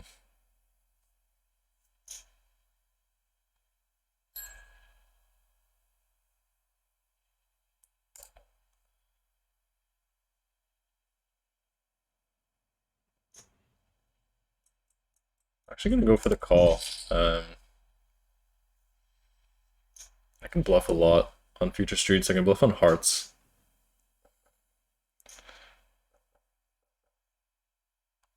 If he checks, I'm gonna go ahead and check this one back most of the time.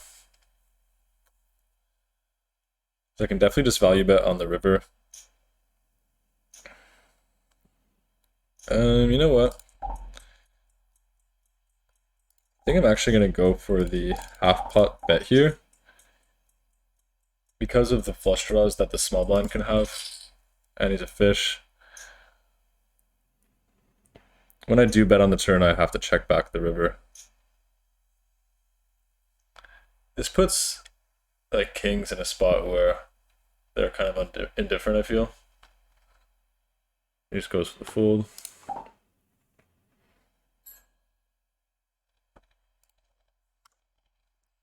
King jack offsuit.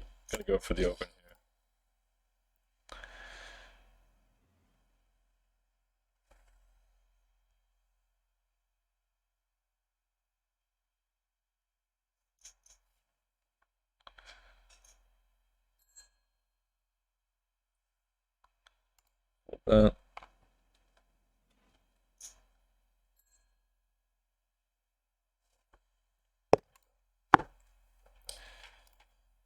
I'm a little bit tilted at myself right now.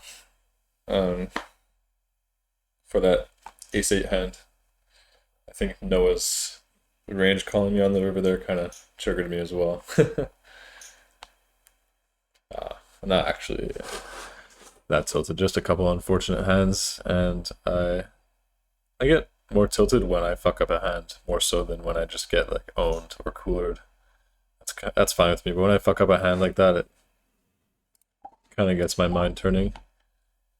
Start to think about how I should have played that. 10's easy open.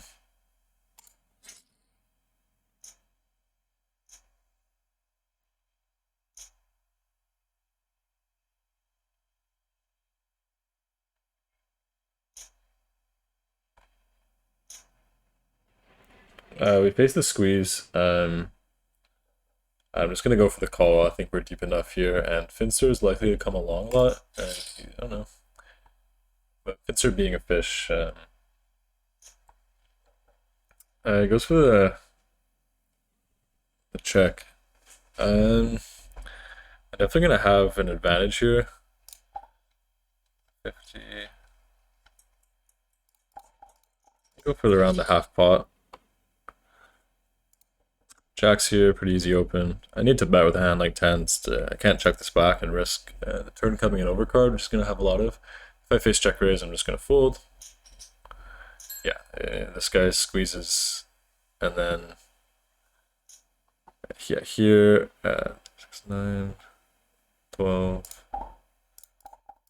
Just going to go for the fold there.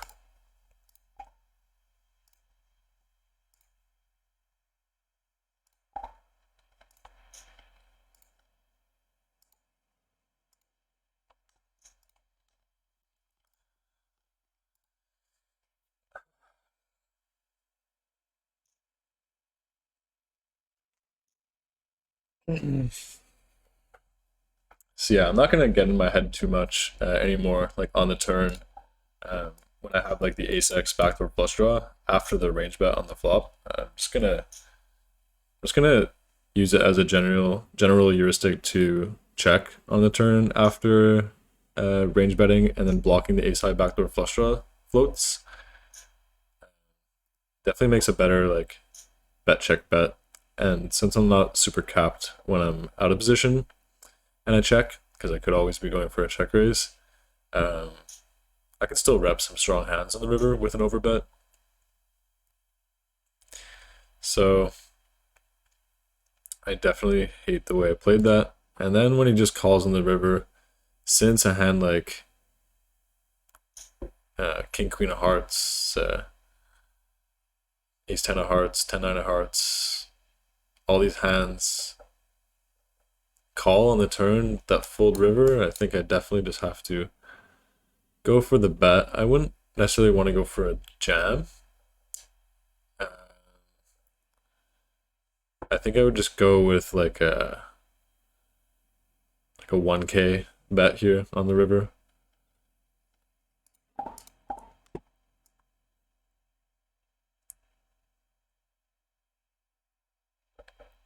I think I've been getting it into my head too much about not bluffing the river after these big bets. But it seems like people are actually calling hands that do fold on the river. I'm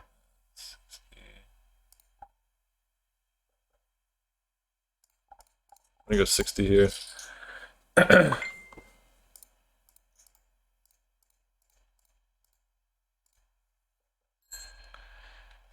gonna go for the range bet. 7-6. Gonna be going for the open.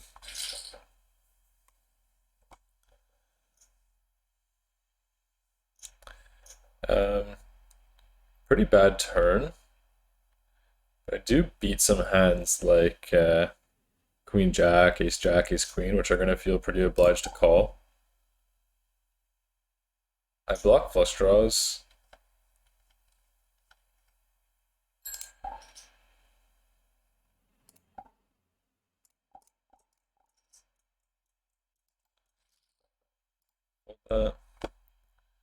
This one. I block hands like 6s and 7s. That fold versus a bet. I check.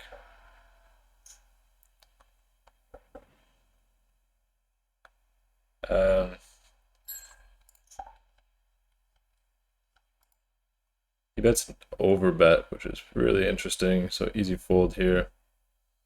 I lose to a hand like Ace Jack now, obviously. I lose to hands like King Jack, Queen Jack, I lose to flushes.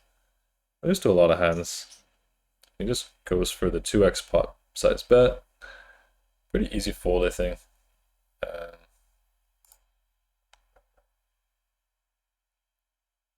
I don't see really any reason to call.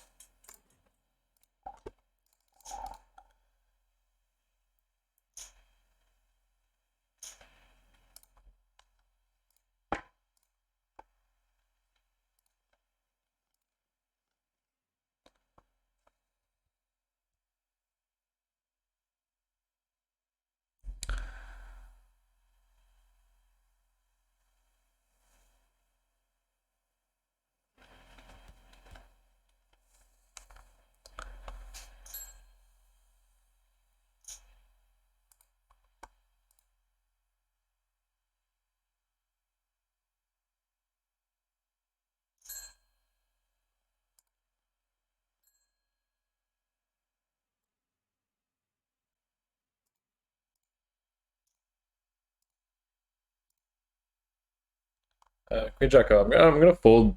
I'm gonna fold these kind of hands and call more of the offsuit low connectors.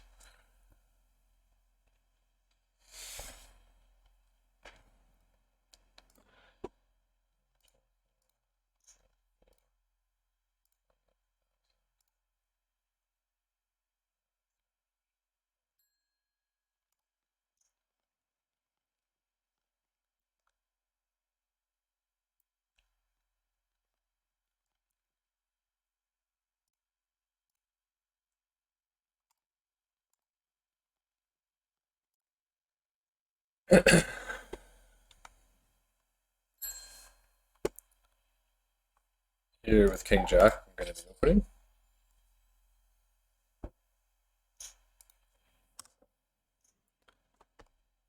Um, on the flop here, I'm gonna go with a 20%.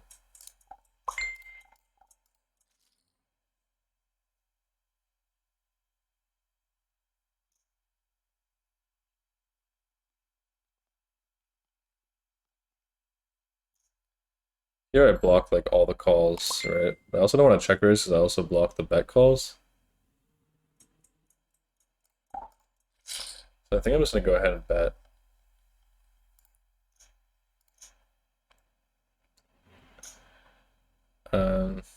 Here,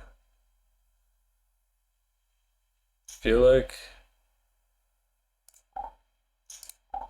going for a fairly big overbet.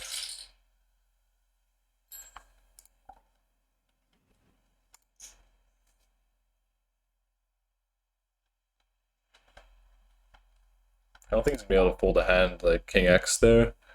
Blind versus blind.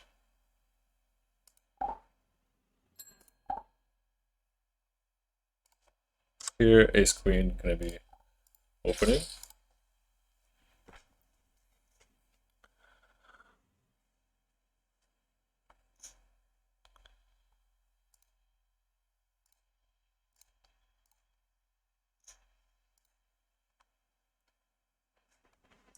Facing the small blind 3-bet. I'm gonna go ahead and make the call here.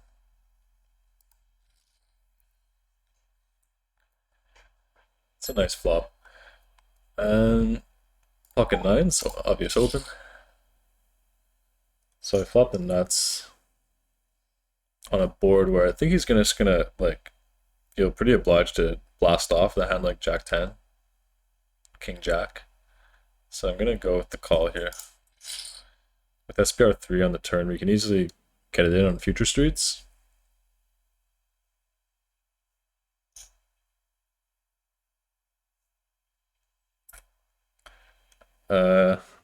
Again here, just gonna go with the call, I think. You're gonna call as well.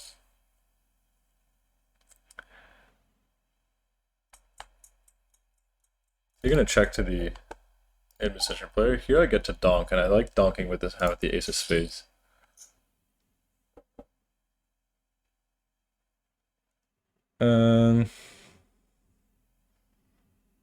Here I'm gonna go for the all-in. I'm gonna go for the check call. Here is interesting.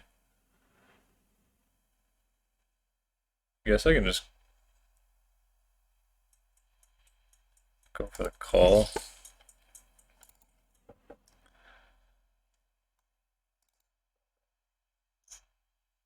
Jack 9, gonna fold. This is an interesting spot because I'm gonna have to bluff here. Here, pretty clear call again, I think.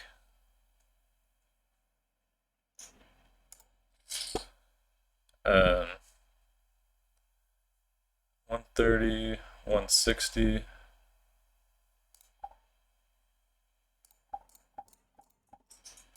Go for the 160. I'm gonna check.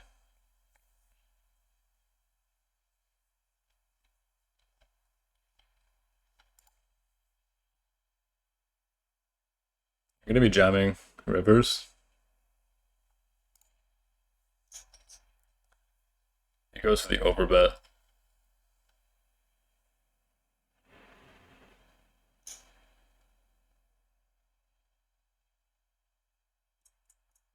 I mean, he's saying he has some Jack X, pocket sevens.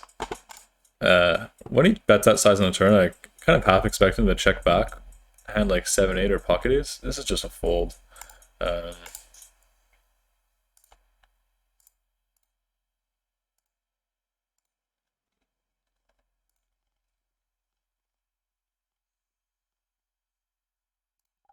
For that ace queen hand, obviously when he checks the river and folds, he doesn't have an ace.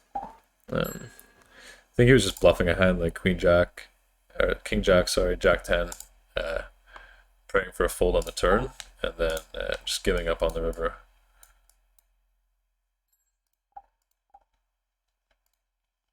Ace queen, I'm gonna go for the raise.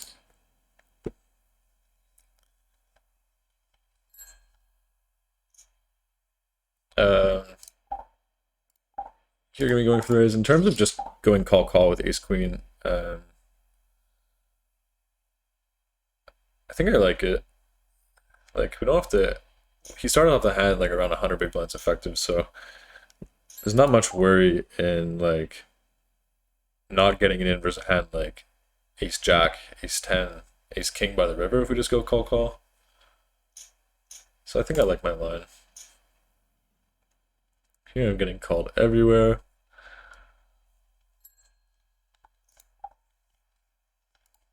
Here I'm gonna go for the check, and I'm mainly gonna be going for the check raise. I really like this hand as a check raise with the open ender, pair blocker, and backdoor flush draw.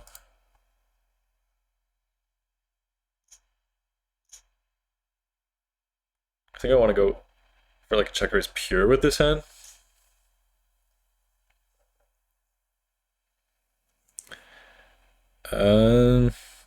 Here they could be checking back hand like ace jack.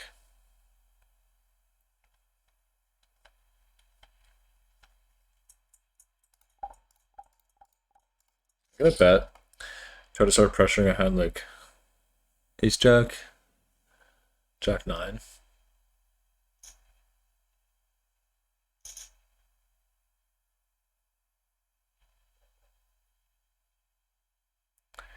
He calls, I think he can have like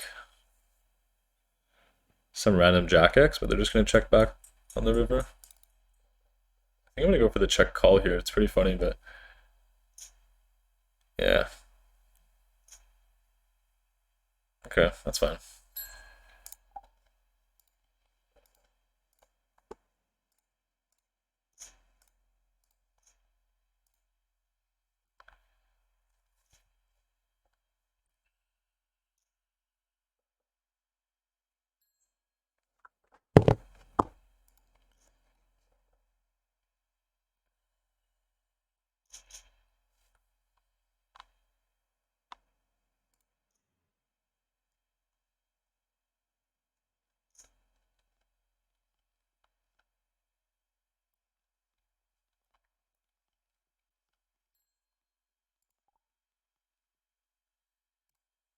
Here we pick up aces.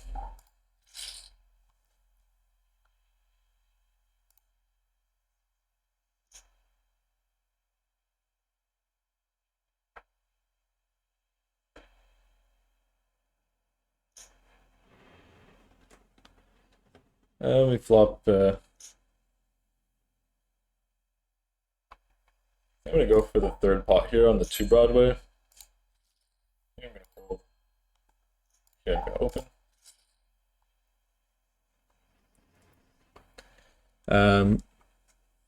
Here, I think I want to go with like a. I don't want to overbet because I do block a lot of calls. He does have a lot of hands like 10x of spades, etc.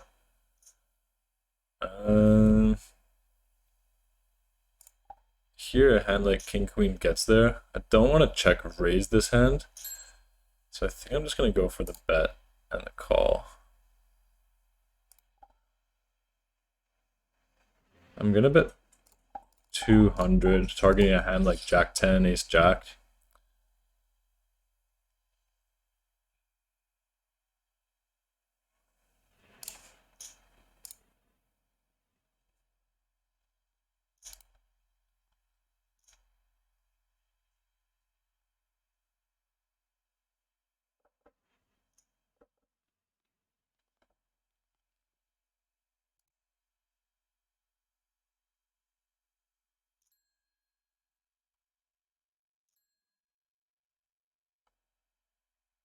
Check the 5 deuce here. Here versus the limp, just gonna fold. I block hands like 5s and deuces, which isn't great. I'm gonna check.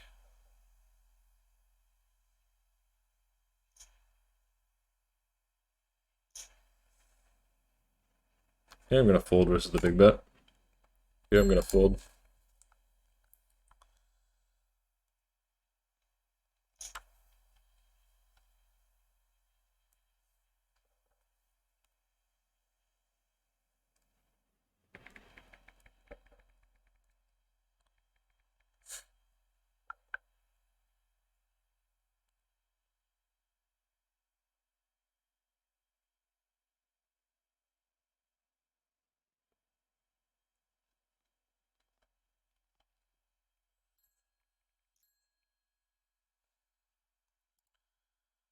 Fold. Queen 10 off here, I'm gonna go ahead and open it. Here we pick up aces again.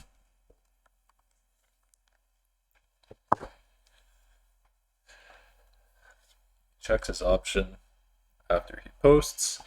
So I'm gonna be opening to like 20 if it folds to me, otherwise I'm gonna be 3-betting and probably just adding his $5 on top. So I'll open to 20 here.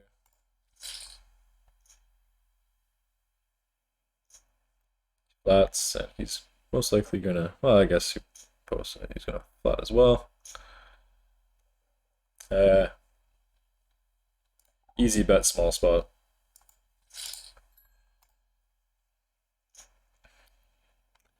He goes for the check raise. I have the ace of hearts in my hand. It's a little bit worrisome, but he goes for like the instant check raise versus the down bet. Smells like bullshit a lot of the time. Anyways, easy call.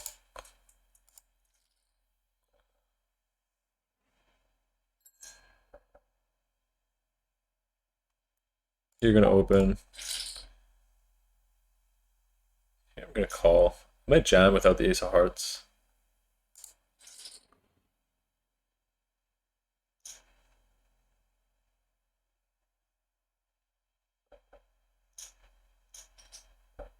He goes small. I mean, I don't know how I'm supposed to fold this now.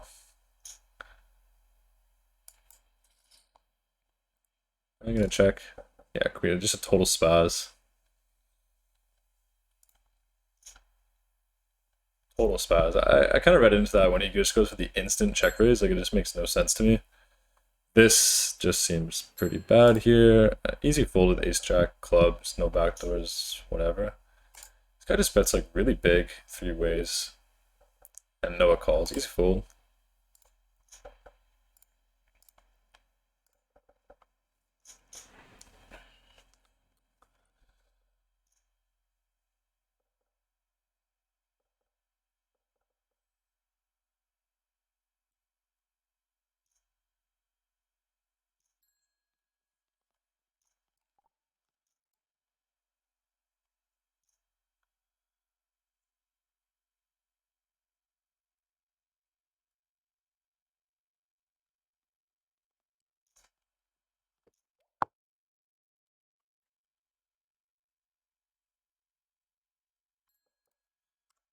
Pocket jacks, easy raise.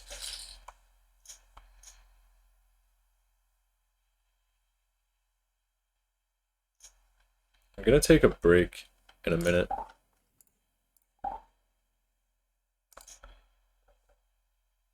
I get squeezed here by Derek. I don't know who Derek is. I think I'm just gonna go for the call. Just because, I mean, there's this case for 4-betting, but I think this is gonna be mainly a call.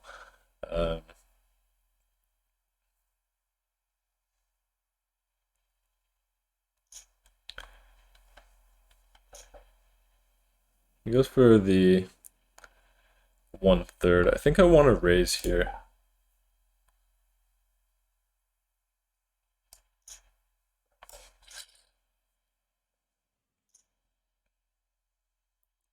I have hands like 3s, 6s, and 10s. Some flush draw bluffs. If I get jammed on, they're not jamming ace king, ace queen, that's for sure. So easy fold versus jam. Definitely want to deny some equity. This isn't a board where I think he's going to be like super keen on just blasting off. So I think the EV of raising there is higher than calling with a hand like jacks. If I call a hand like queens, I think that frequency is going to go shifting into calls more because like really cooler like ace queen.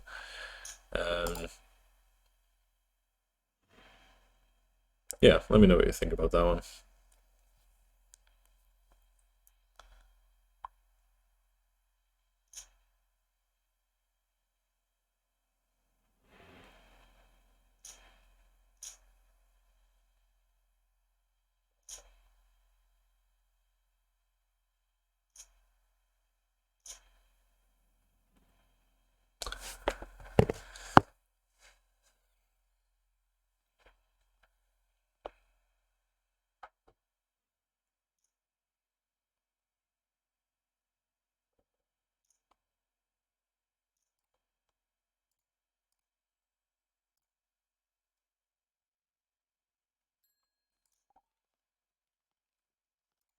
I'm gonna sit out here because I'm gonna take a quick break. Just want to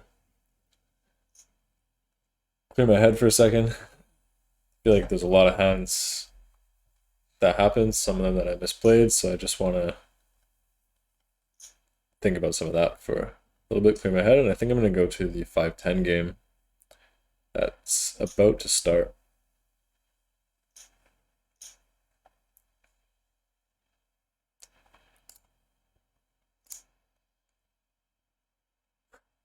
The guy just folded, top pair. Makes sense on the 4-liner.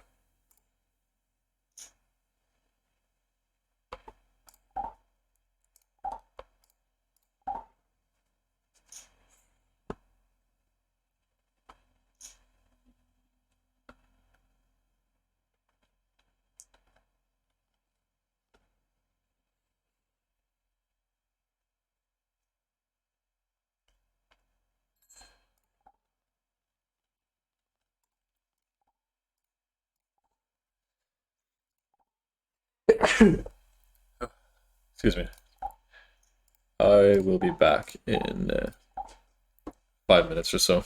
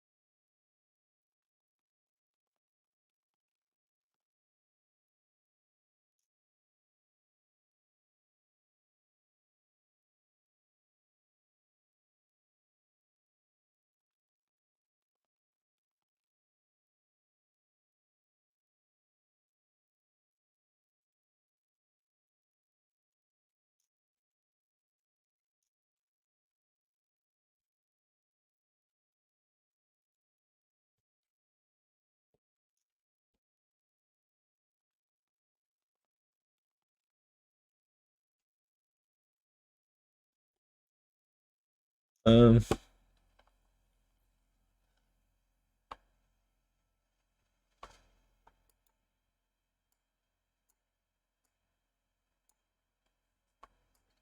down 470 here. I think I'm gonna want to go to the 510 game. This game is not very good. There's a lot of short stacks and another Slayer, so I think pretty clear decision. This game is better than that 2-5, so.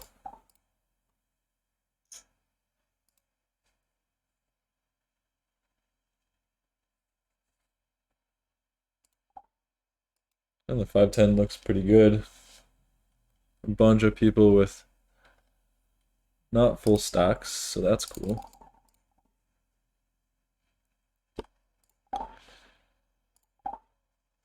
Alright, let's get this started then.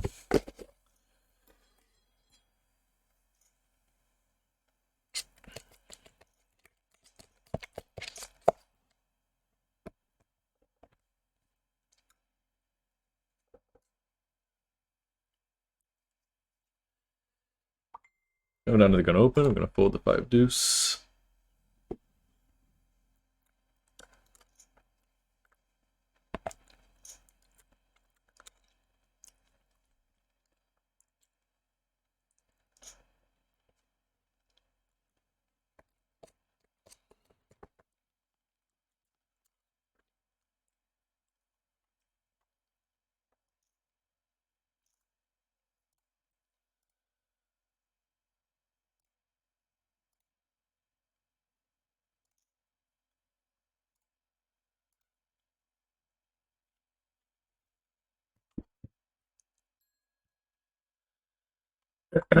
You're gonna fold.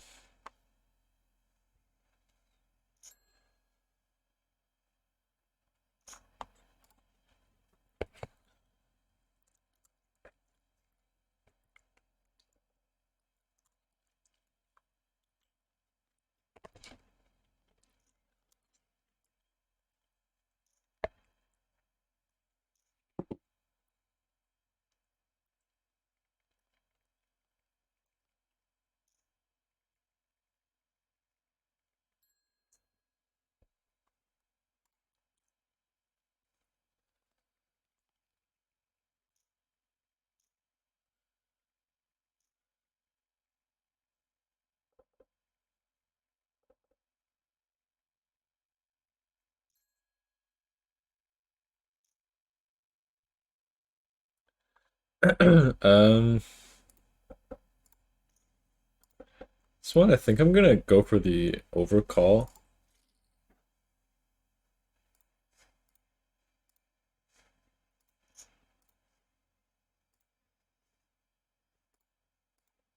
Could mix all 3 options here.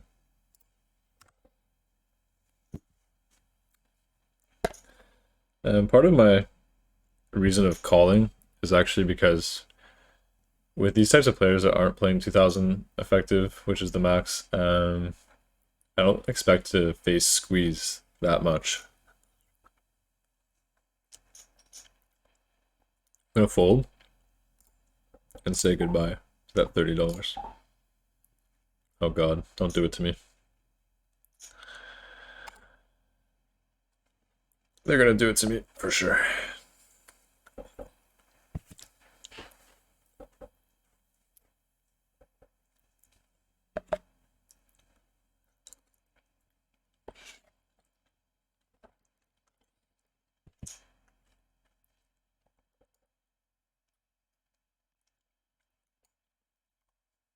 Another painful card to see.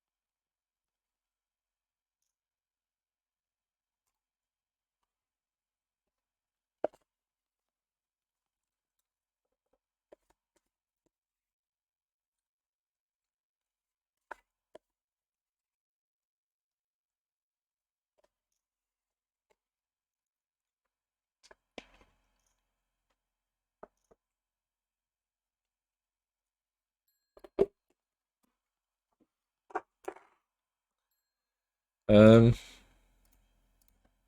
King 10 offsuit versus in these positions I'm gonna fold.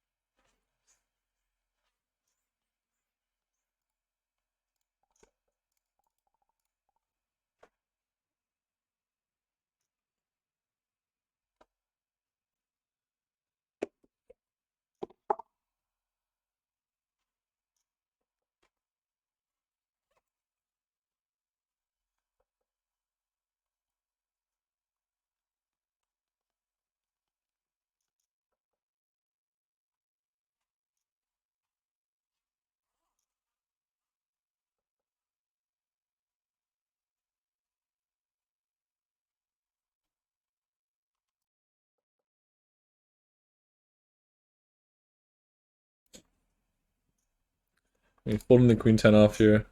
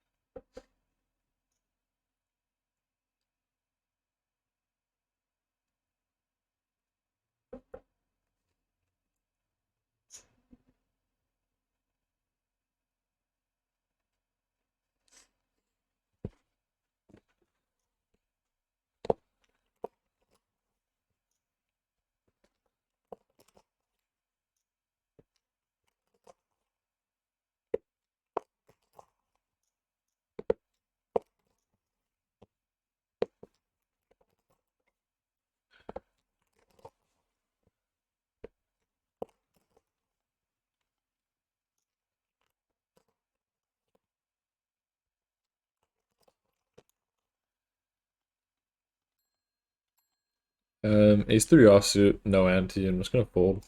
Especially with these shorter stacks.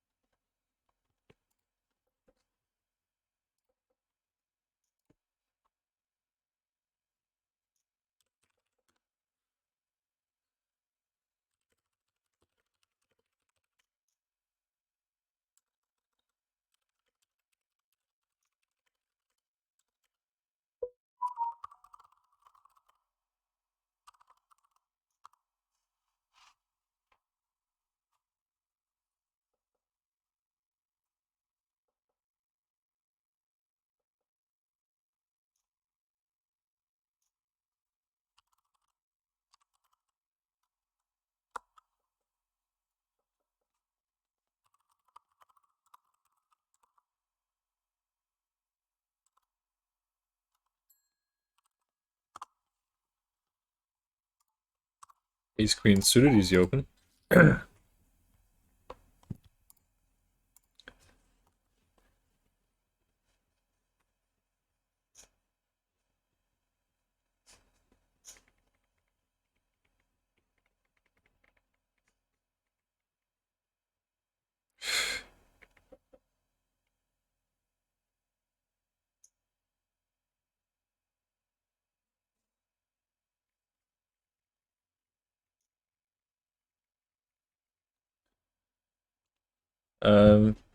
Face the 3-bet from Noah. This is gonna be the one of the hands along with the suited connectors and pocket pairs, and I'm going to be going for the call pre.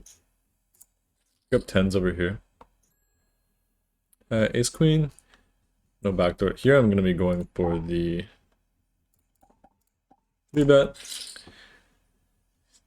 Here I'm going to be checking. I can donk on some low connected flops. I get cold called here from the 3-bet. Ace queen of hearts, I believe, is just a check fold. He's going to want to go with like half pot to... Yeah, he goes for the half pot. I get cold called in multiple spots. I'd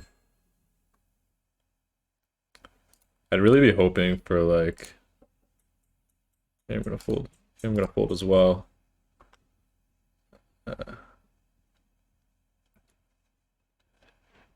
Here on the king X,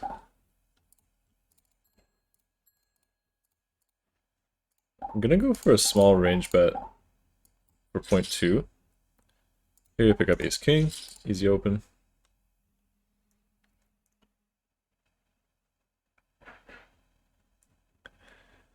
When he opens under the gun and I raise and he cold calls, I think he's, as a fish, he can have some jacks and queens.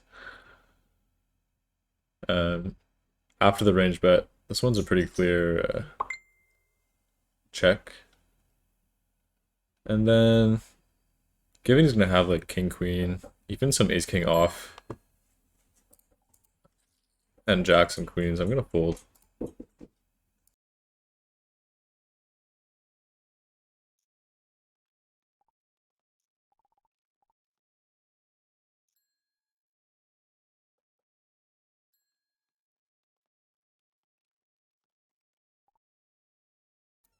Here, another spot, I'm gonna be normally going for a big bet or check, but I am gonna cheat here and go small and try to get some spazzes as well, and just try to blow this pot up with a nut flush draw.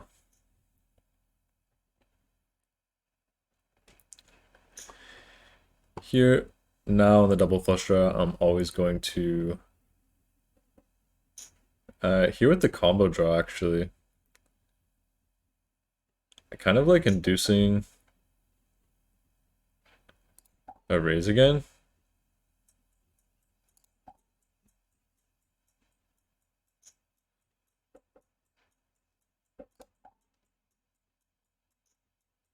Maybe just like a half pot bet, keep some worse flush draws in, as well as induce some raises. I don't want to like overbet and face a raise. That's really a bad situation. Here I just give myself like an easy bet call. Here we river the nuts.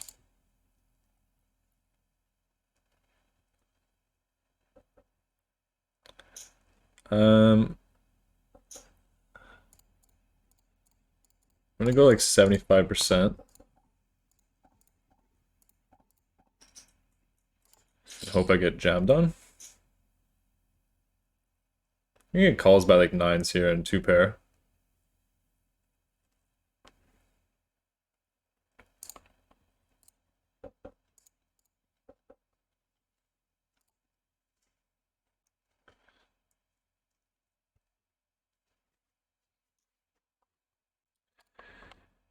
Here.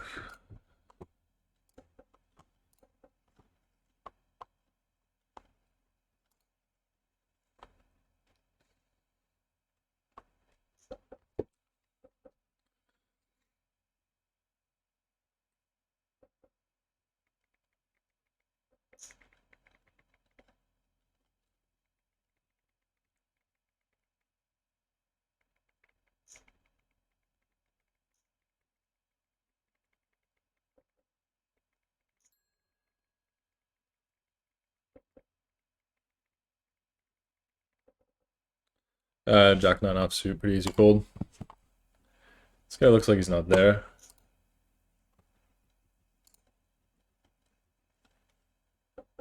And they both fold. We're gonna 3-bet that mainly versus a small blind open. I think it fits into a polar range pretty well.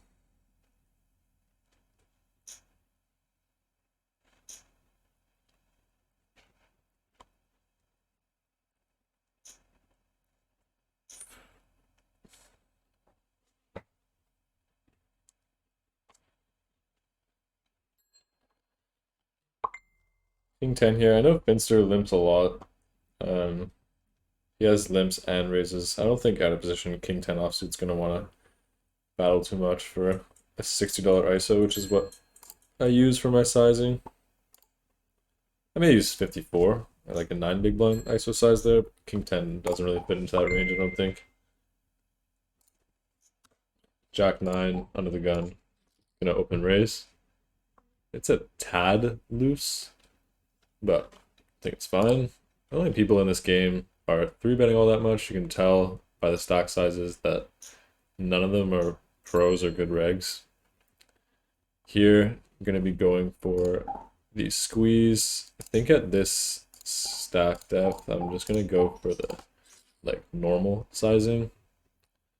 4 ways to a flop here.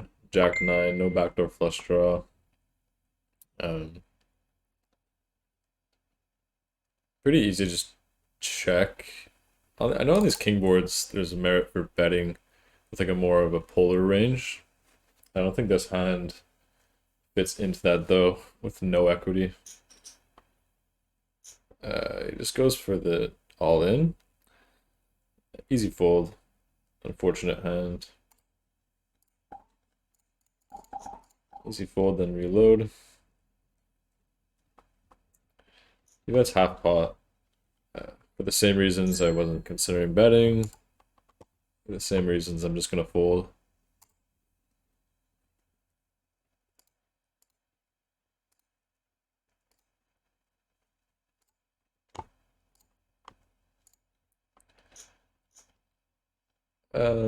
Definitely dumb for staying in this game. I forgot about the lake.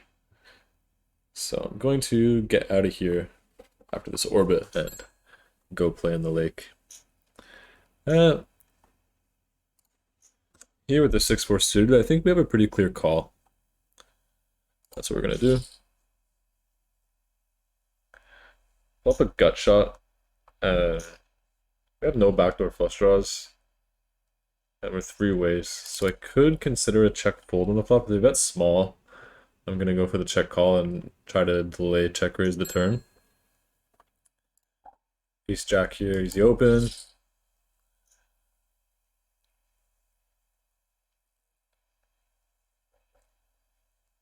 We get the check all the way around.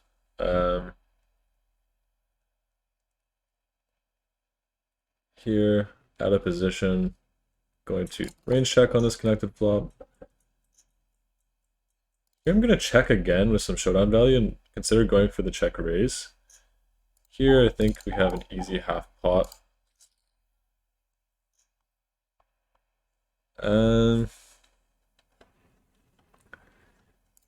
Here I think I'm just going to go for the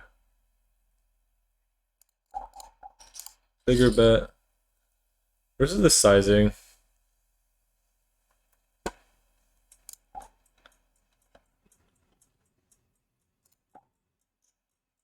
I'm gonna go for the check raise.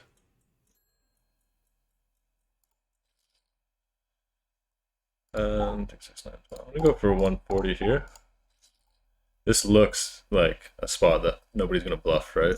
So like ace king is even in like a really gross spot.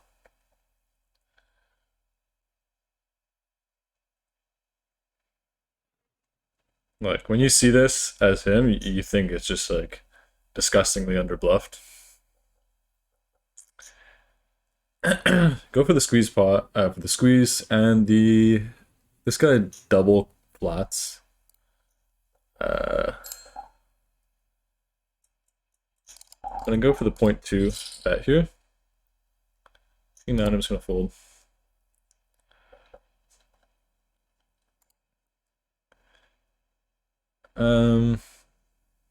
The question now is if Jax wants to keep betting. You could have a hand like tens.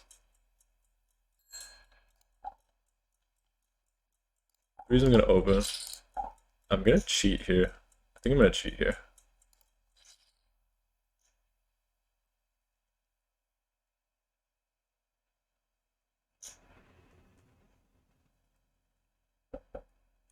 And I'm gonna check it back, but I'm just going to like not make it look like I'm up to no good with my turn bet. Flop's a set.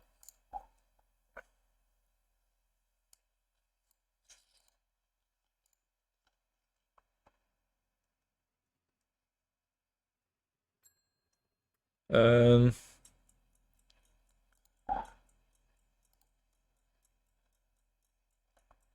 versus two, I can definitely have a betting range here, and I think it's actually pretty good with pocket threes. Even this makes a hand like fours and fives and sixes fold.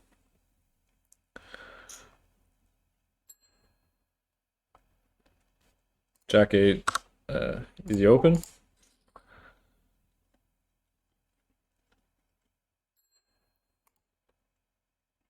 I think I accomplished what I want to accomplish on the flop with my bet. I'm gonna fold this here.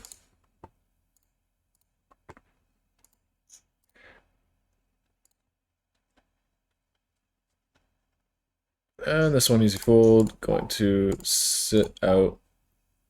So I don't want to play this game anymore. I'm going to be going to the lake. So down 845 here.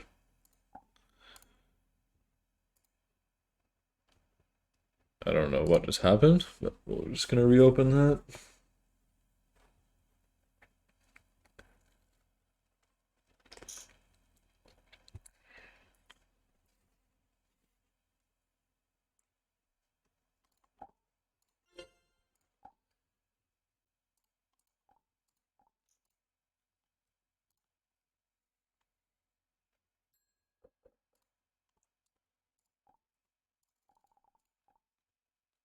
King 6 here gonna fold, 9 here gonna fold.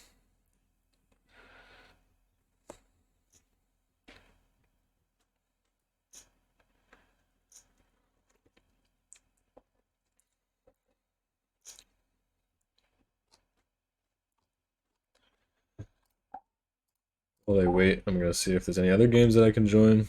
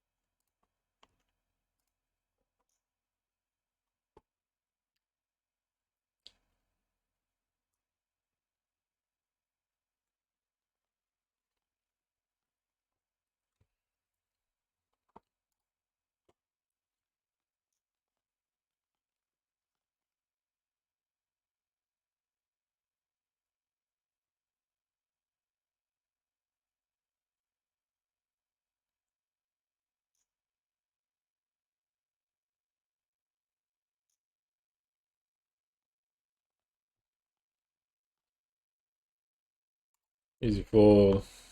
Easy fold versus open here too.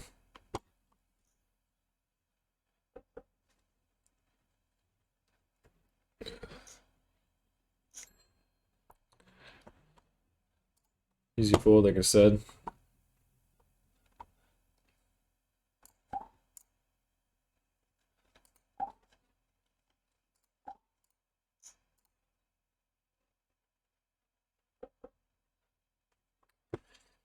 And I guess I'll just join this game while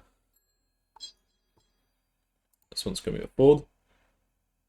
Was this my seat before? I don't know. Anyways, just gonna buy back into this one while I wait for the lake. If I'm able to get in before my session finishes, which hopefully I can.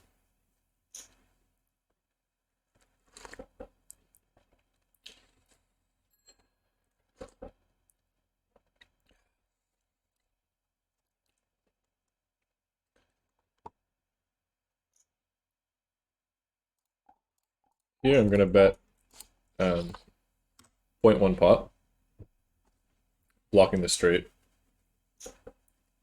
If I get raised, I think I have a pretty easy fold. If I just face some calls, probably time to blast off.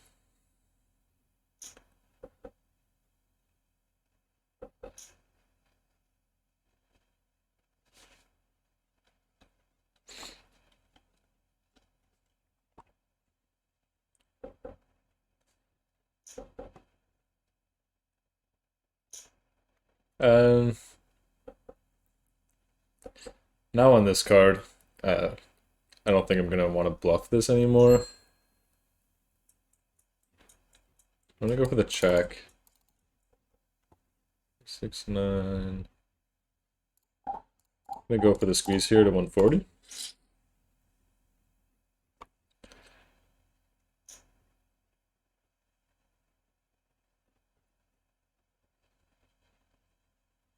That's 175 as you fold.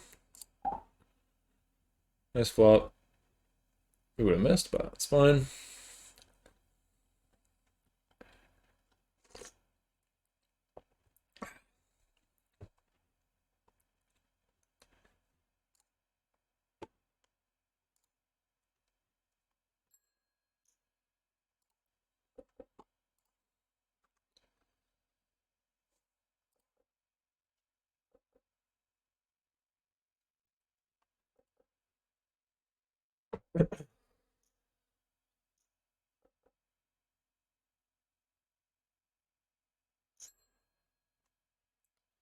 Queen Jack suited, facing an early position open, and a large 3-bet from a sub 200 big blind player. Obviously, just gonna fold the Queen Jack.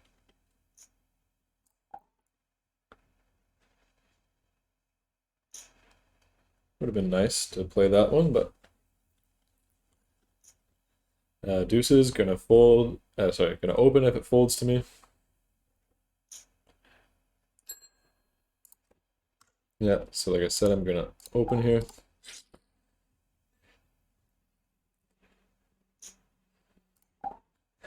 Get it through.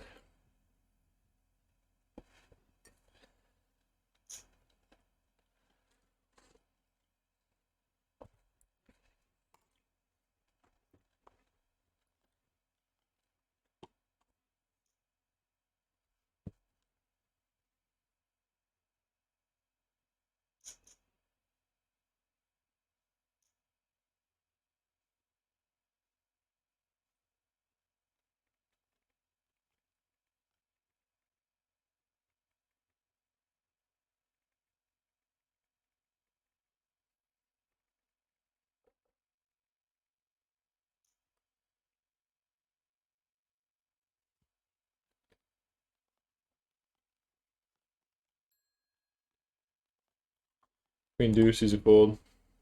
Ace 9, he's a fold.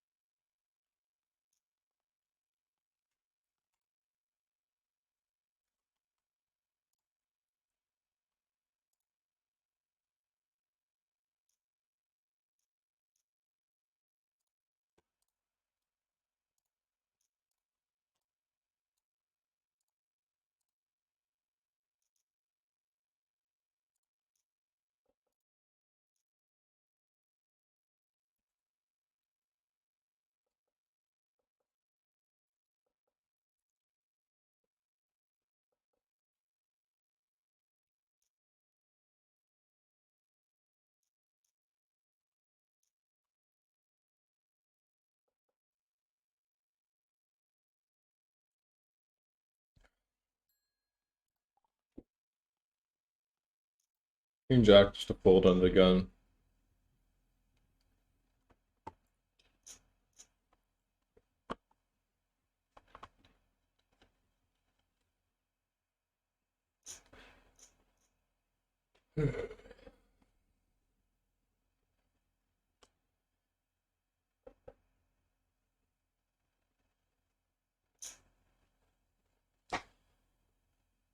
Yeah, it's funny, because I've been like double barreling a lot and way under bluffing the river.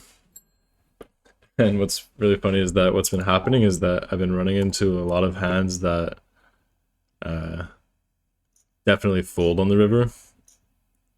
Like in that ace 10 of hearts hand versus my ace 8 of spades versus Tank yesterday when he had the pocket fours when he called the turn. And I had the nut flush blocker on the river and decided to check back. Whereas before I started employing that underbluff the river strategy, I was getting like pretty much whatever they called with on the turn, they were just calling with on the river, which is why I decided to start underbluffing the river. But now I've been getting punished. um, but that said, we were like winning pretty decently when we were tripling off a lot. So I think I might start bringing that back a little bit, especially in spots where there's like pair plus flush draws available that still call versus my turn sizing and stuff. I think in those spots, it's best to still have some bluffs on the river and expect to get some folds, and we'll just live with the results.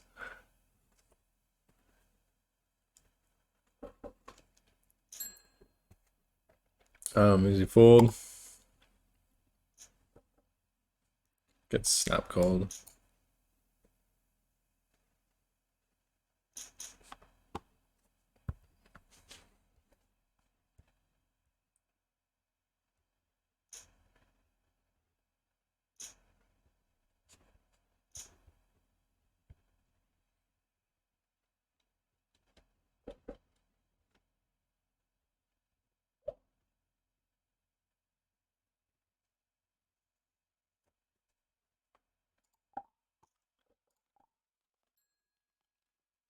Three, four, and the small blind gonna fold. I don't know what Finster is tilted about.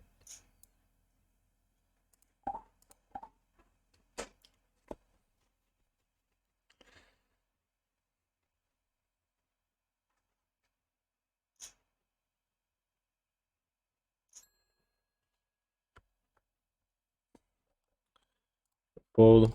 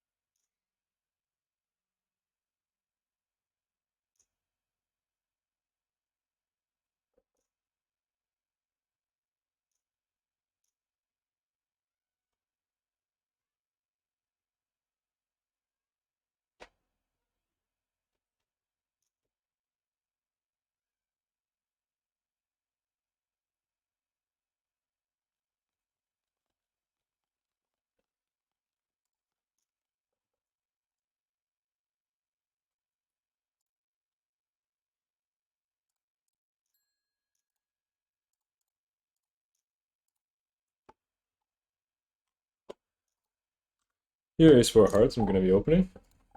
I need a 2.5x sizing. Um,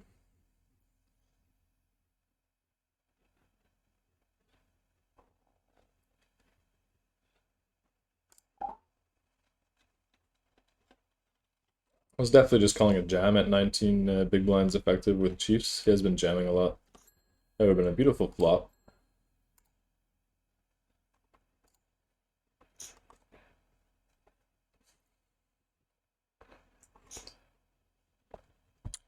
Definitely love just taking down the extra 20 there pre.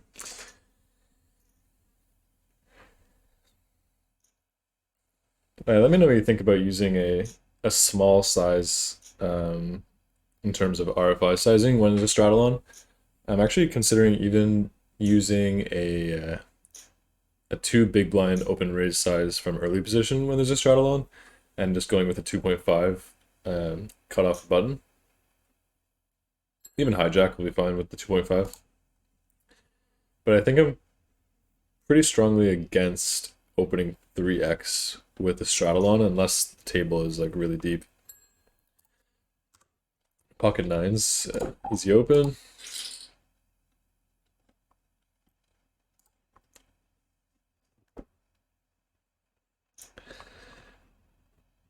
Gonna be mainly just calling a 3-bet with this hand. It's nice we get to play a pot with Finster.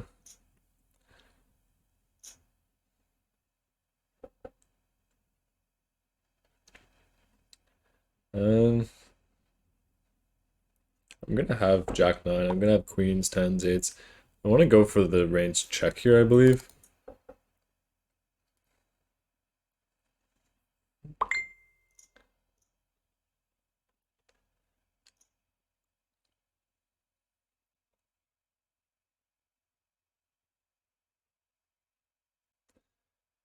Here, I don't really want to check call, so I think I'm gonna go for the check raise.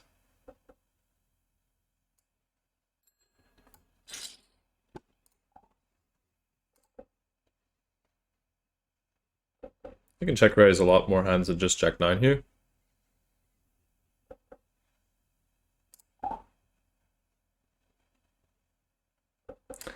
Pretty easy triple off there with the pocket nines with the club.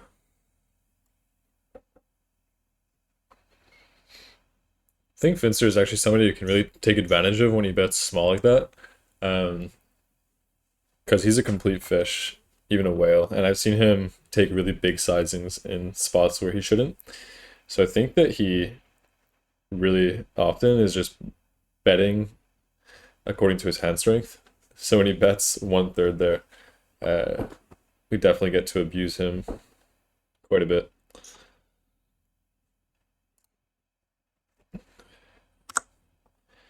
King 10 gonna be opening, 3-betting.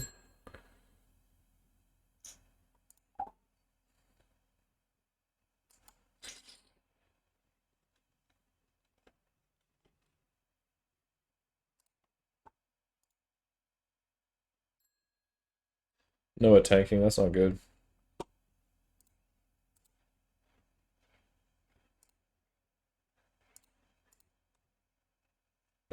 So just gonna fold.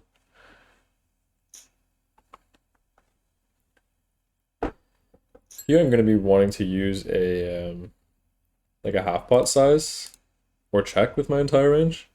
King 10 with the backdoor flush draw, I'm gonna want to go for the bet. So I'm gonna go for 117. Fold. Check this one.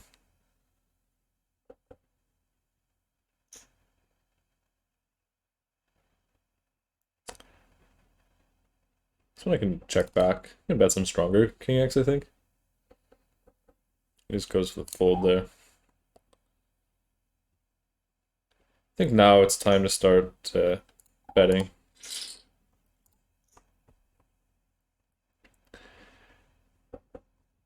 Do I want to go really thin for an overbet? Probably not. I think any ace X I could go for the overbet. He just snaps. And he wins with 2 pair. That's cool. I think we always want to bet King X on the river there.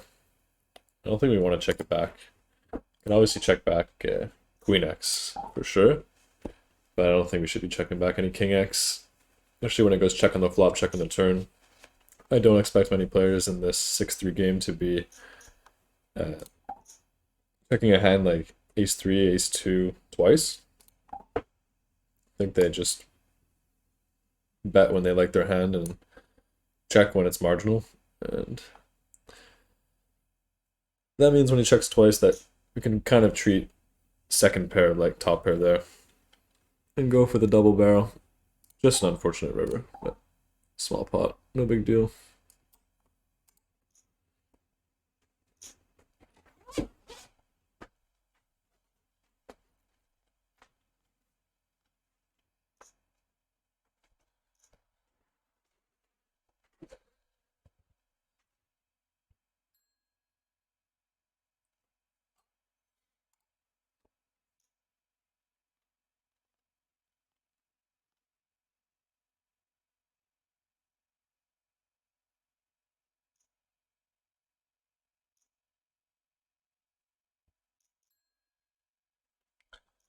7-5 gonna fold.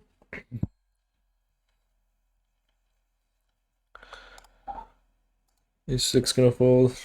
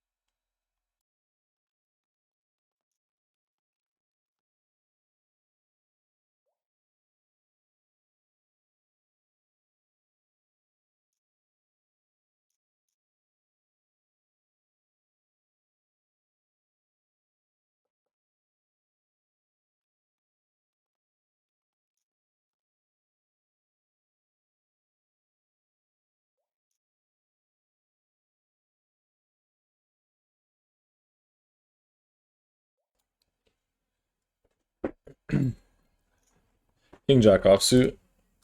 Gonna be raising.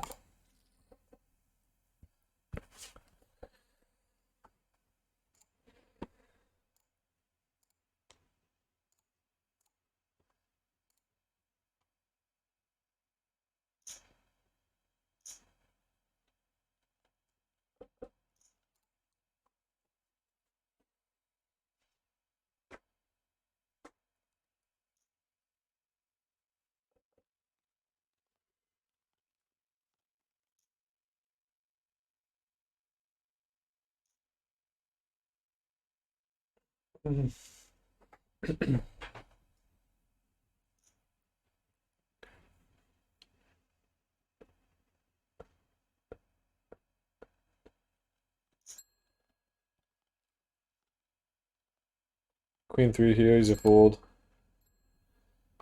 6-7 easy fold. Jack 10 versus a limp. I would open this normally, but I'm not gonna ISO this hand versus a limp.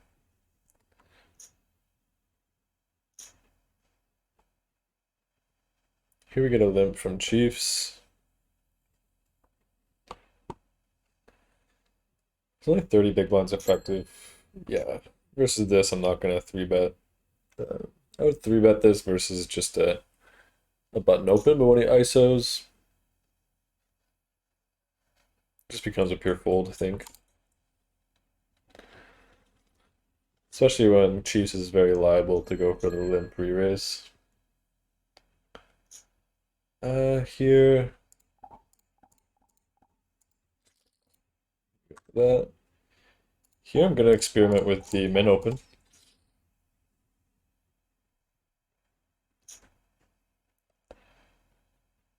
I'm just gonna start doing this and we'll discuss it later.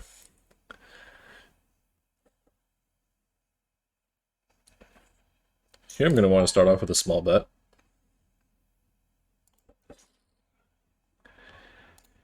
Here, another straddle pot, I'm gonna go for the raise. Here I'm gonna check with Finster behind me. Here, definitely want to be double barreling.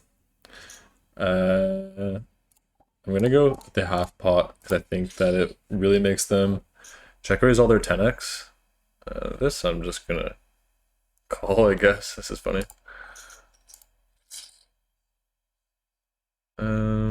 He donks.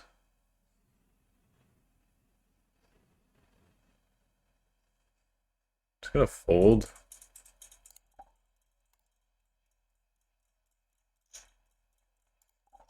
Here I'm gonna go for the bet. Here, easy fold.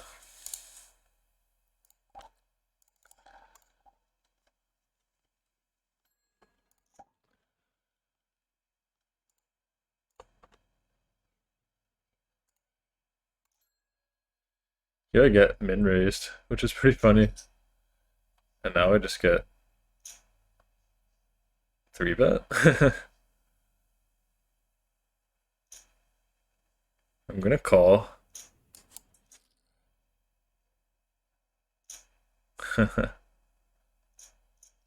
What the fuck?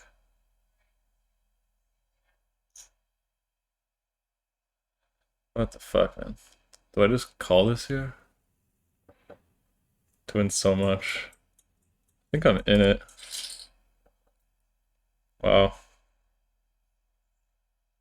Okay. They're just gonna split up my money.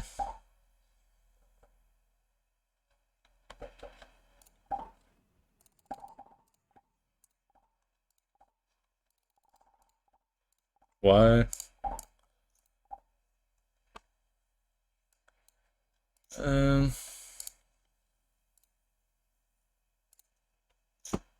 I think when it goes here, I'm gonna go for the raise. 6, 9, 12. I'm gonna go for the 165 here. I guess I kind of maybe just leveled myself in that spot. Considering you bet so tiny on the flop, I didn't think straights would ever want to do that. And then you would think that he would pure check raise a hand like is any straight. Yeah, easy fold. Yeah, you'd think any straight wants to check raise the so I think on the turn you could be doing that with some like nut flush draw, which is a combo draw.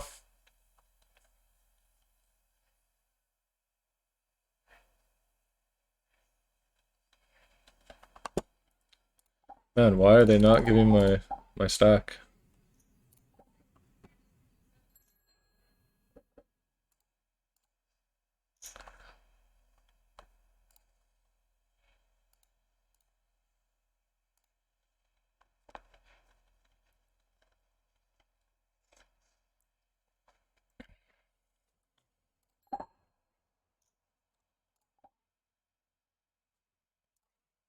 Pocket tens, easy raise.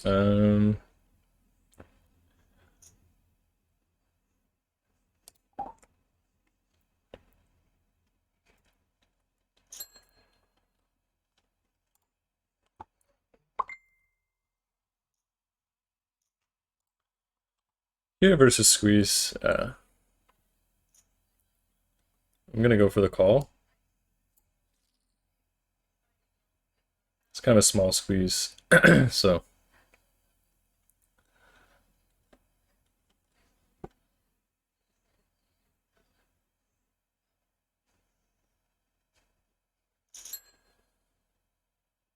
King 6, easy fold. You should be range betting this. And he does not go for the range bet. He goes for the big bet. So I think tens is fine because I think we're gonna get barreled on a lot here. So unfortunate, but even though we could have the best hand a lot. Here we have queens. Gonna raise.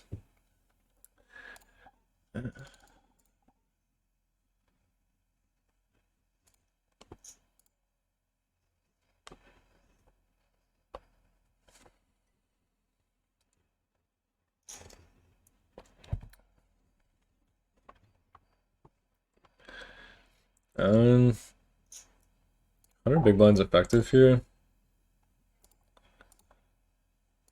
Wondering if I just wanna.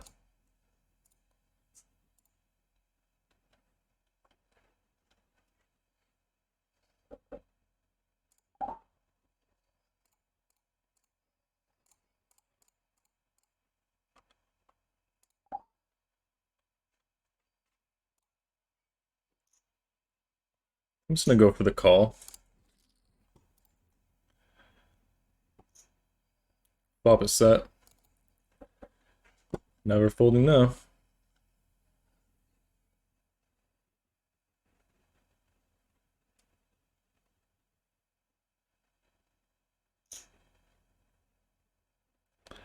He goes for the small bet.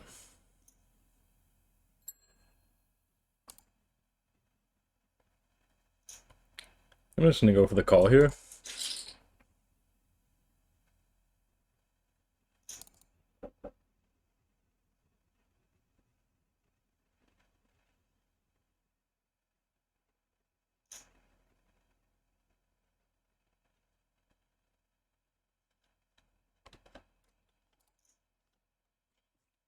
For 223. Um,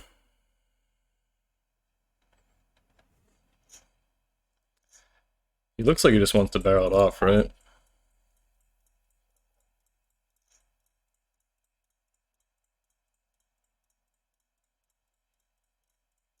He's not doing this with kings. So I'm gonna go ahead and call.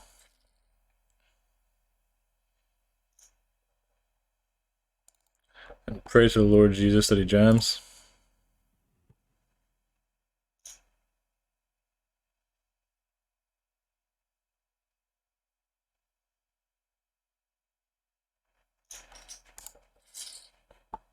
It's pocket five somehow. That's really lucky. Pocket fives. Interesting raise.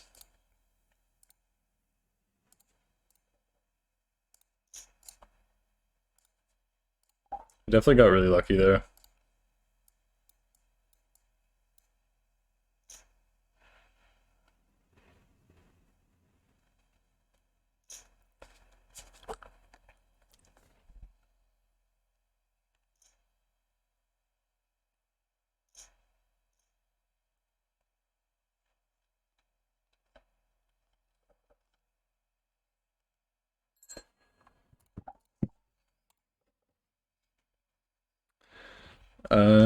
And that pocket sixes hand.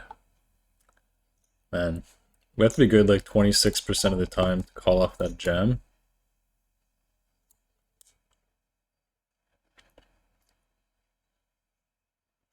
And when it goes like limp and ISO, I would consider like pocket sixes the same as pocket kings pretty much.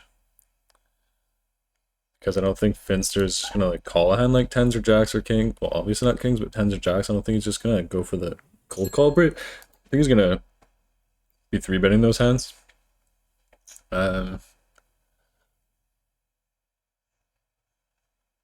He goes for the min. Such a confusing hand. We have 20% immediately, and then the extra 6%. Do we find that equity ever versus a hand like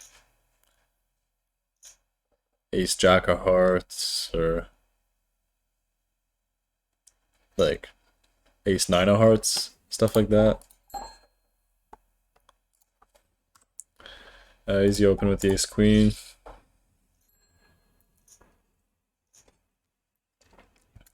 That one's interesting for sure, the pocket sixes. I'm not like super happy with how I'm playing tonight.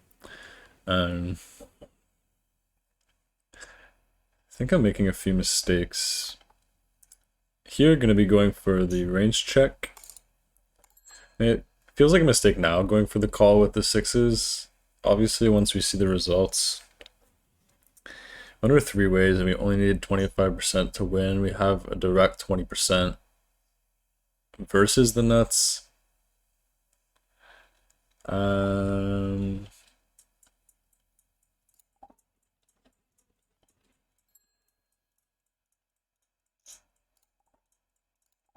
I'm gonna go with the half pot, the ace queen.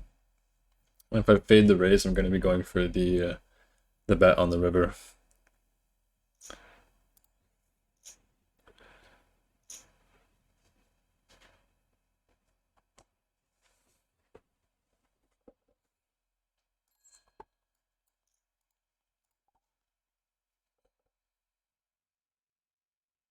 Queen jack and fold.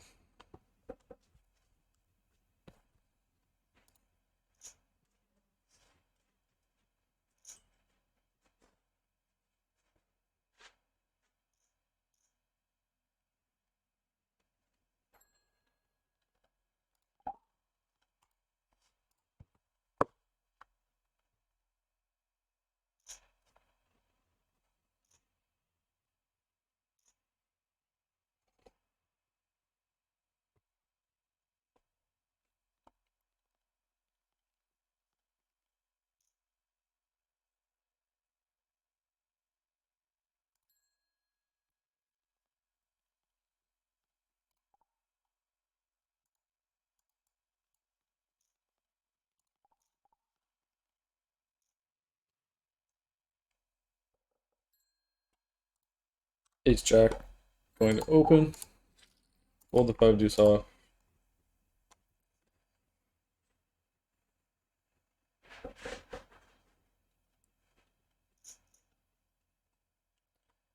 Face a small blind 3-bet. I guess we just have a pretty clear call. So that's what we're going to do.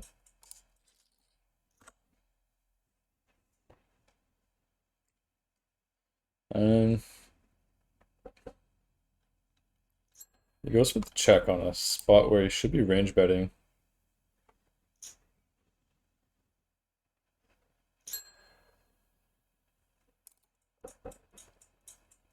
Check it back.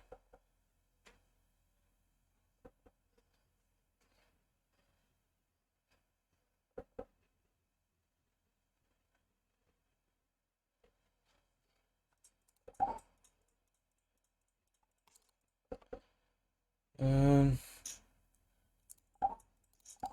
then we're gonna go for the 125. I'm gonna leave. And I'm going to quickly go to the lake, where I can hopefully still grab my seat.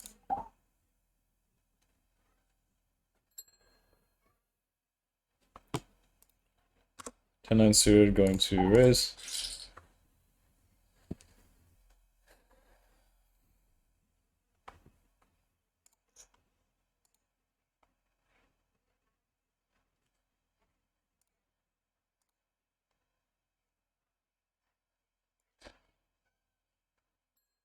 It's pretty short. I'm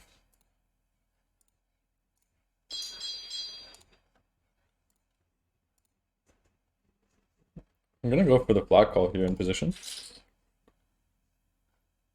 Here, this one, I'm gonna just go for the range bet on the flop.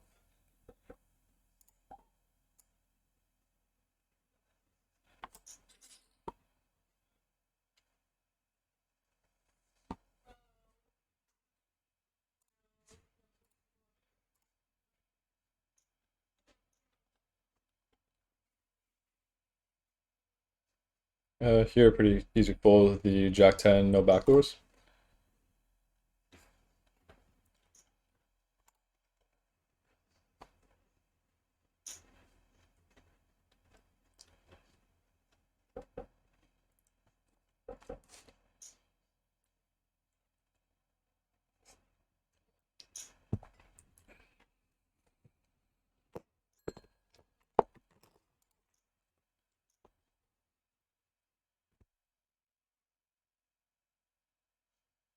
Man, that hand with pocket sixes before was so unfortunate. Like, base the like the stars aligned for Finster there, and the other guy since they had the same hand. But he bets 6 into like 84 on the flop.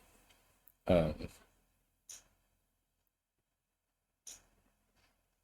guess like it's just one big blind, so I feel like he never has hand like a straight when he bets one big blind.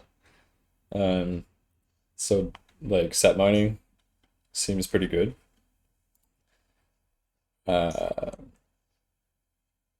on the turn, just like super confusing. No time banks. Only have to be good 25% in a spot where I would expect the in position player to bet bigger on the flop with all his straights, and I would expect the out of position player to check raise all the straights pure, because it makes no sense to check call the straights. So I feel like it's just gonna be like a lot of combo draws on the turn and like some two pairs. I guess when it's three ways though, it's really tough to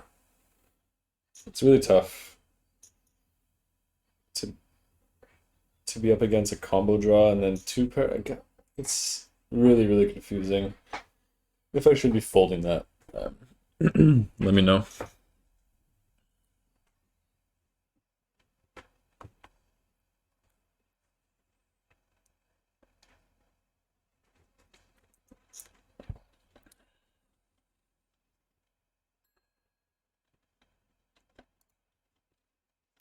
Seven five suited gonna fold. A6 suited gonna fold.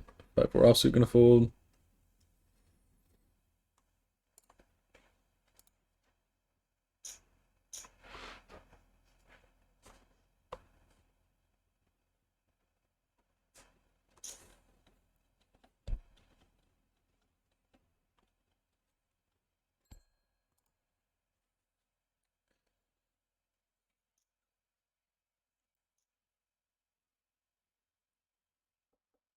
And that ace jack suited hand before, I actually think I like just betting the flop more than checking it back.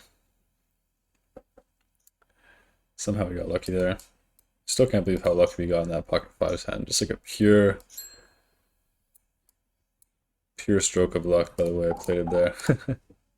That happened twice today.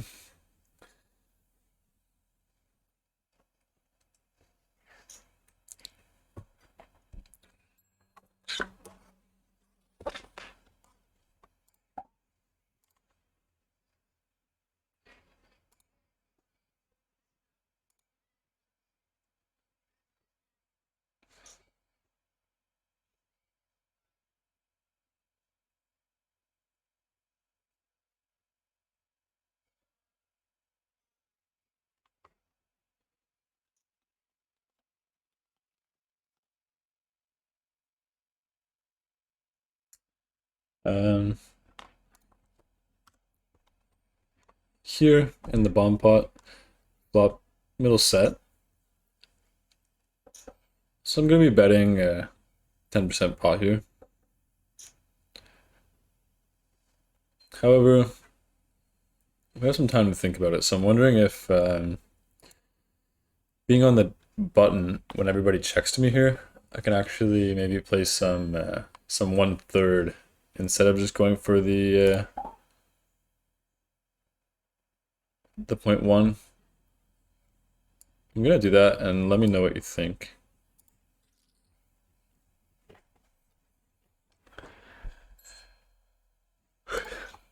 Obviously never folding versus a check raise.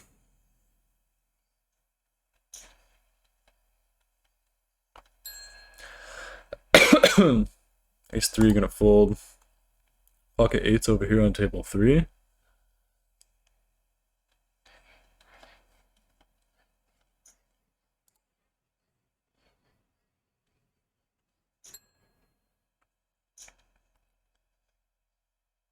Versus the button here, 100 big blinds. I'm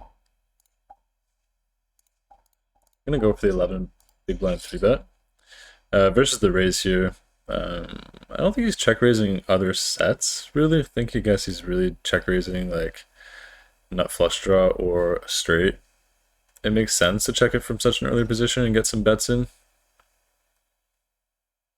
This guy just cold 4-bets me pretty large. Gonna fold the pocket 8s. Here, I think nothing else to do but just call on the flop.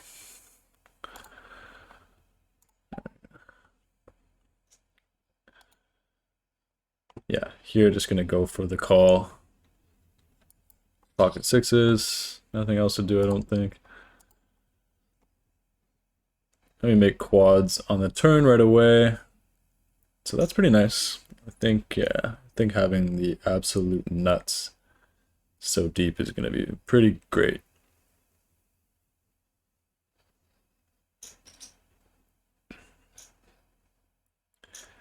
Um,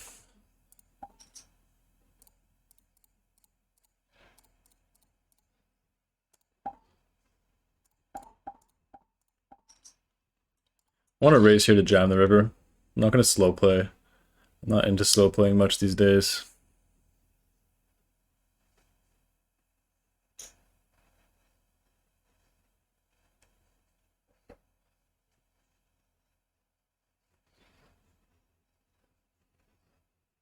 He looks like he folds.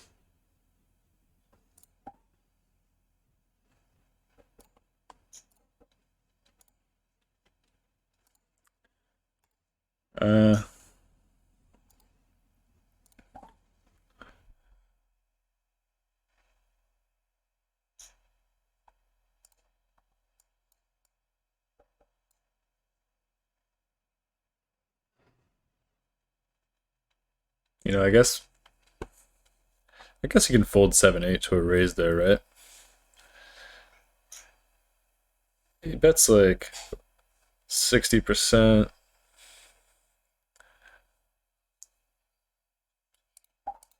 Hard to say whether or not raising with quads there is good. I think raising with quads there is better than raising with like 9s or 5s. because we do unblock those other boats that we get in with. Ace 10, gonna go for the raise. And yeah, trying to think about that one. I feel like when it comes to raising boats plus on the turn, here I'm gonna go for the range check. I feel like when it comes to raising boats plus on the turn there, raising quads is definitely better than raising 9s and 5s. Because we unblock those other boats that obviously never fold.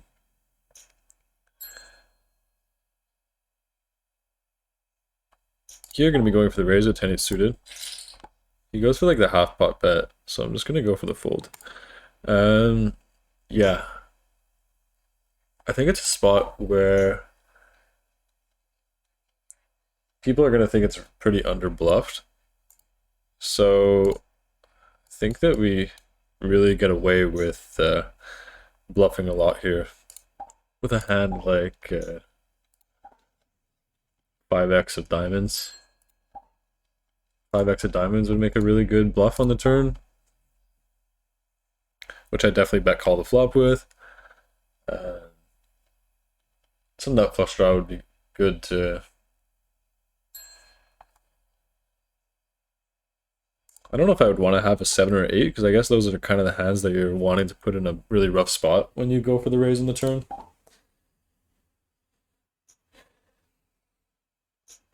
Let me know what you think about that one.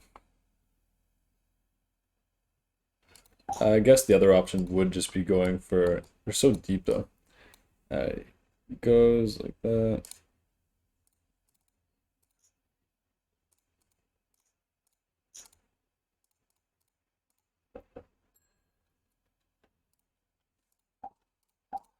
I guess on the river, the SPR would be 2, and when he bets, we can raise all in and rep like missed diamonds.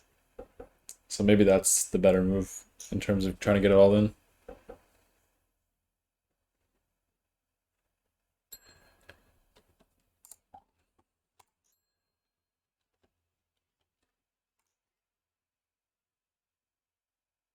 Or maybe raise to a size where he feels obliged to call with a straight.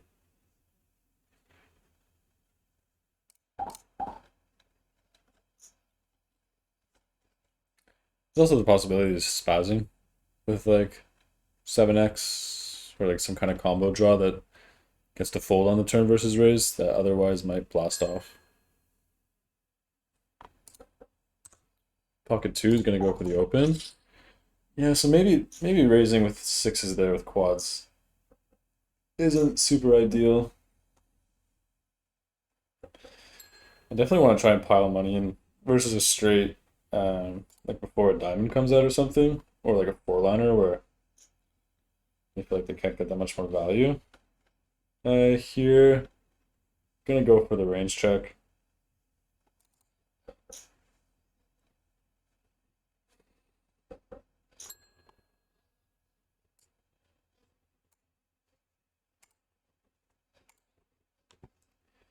You're gonna check again. I think I have some showdown value versus like some ace highs.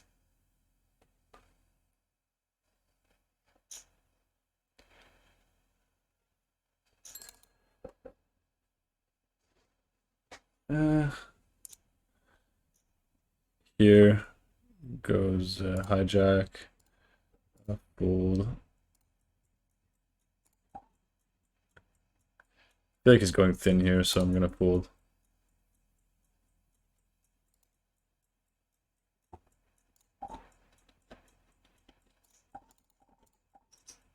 I'm gonna go for the cold 4-bet here. This might be pretty big actually with 100 big blinds effective.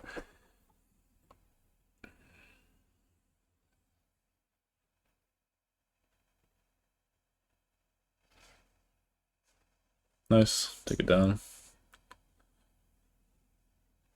Whoa, why am I not loaded up here?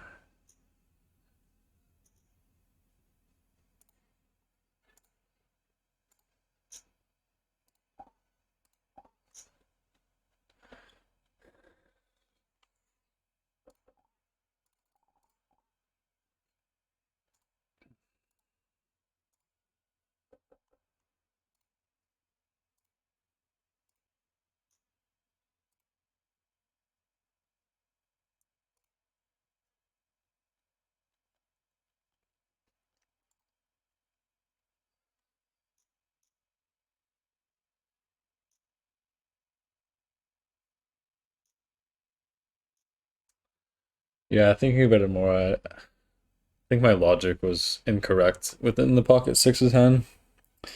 Um, my logic was that we were really deep, so I want to raise now, as to bring the SPR down, on the river, so I can just jam myself. But since the SPR will be around 2 on the river, it's not hard to get it in, especially if he bets. And if he doesn't bet, I could just bet pretty large myself. I'm gonna fold the king queen here. Yeah, I can bet pretty large myself and get value from straights, but I think those just keep betting. So if he jams, or if he bets on the river, I could jam. And since I didn't raise the turn, he might feel obliged to call off with 7-8 there. So I'm worried we might be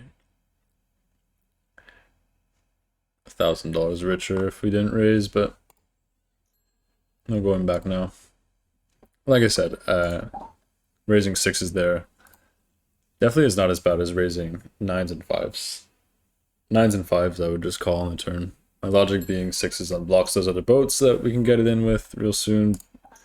But that logic doesn't actually really make too much sense because nines and fives are bet calling river all in anyway.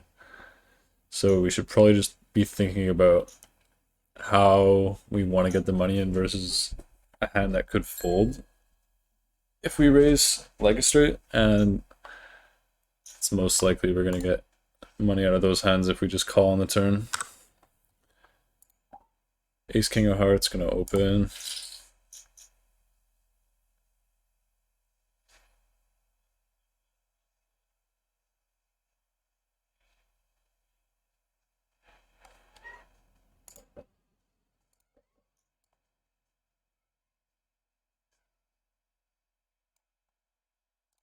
Thinking, folds.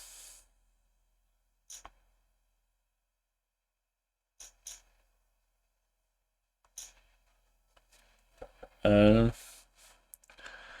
can have some donks on this board, and a lot of people just have the heuristic of never donking. So if people are never donking, and you actually want to almost pure check back these kinds of flops, and this hand makes a lot of sense to check back anyway.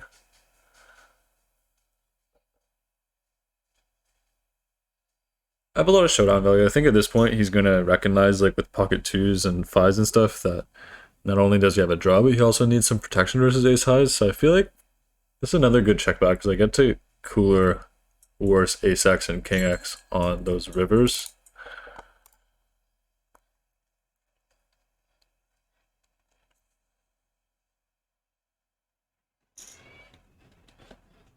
Here we go, the small bet. I think I'm just gonna call. Beat some random ace x. Yeah, I win versus some ace x, so nothing to do but call. And the bomb pot here, no equity, just gonna check for the check fold. Queen nine, gonna fold.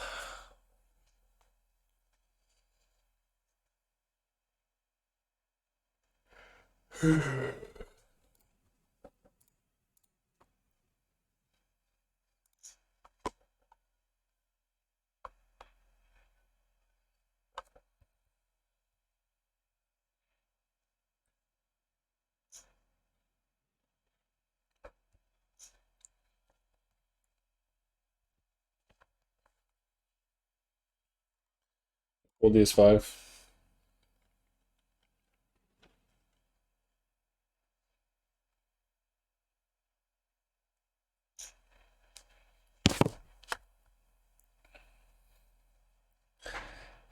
Yeah, hopefully the live commentary is more enjoyable now that the mic quality went way up. I really enjoy doing the live commentary, so hope you do as well. I'm gonna squeeze a hand like as wide as king jack offsuit, but king 10 offsuit, I'm just gonna fold. Actually, scratch what I said just because it's Noah that opens, so versus the pro, no need to go too wide.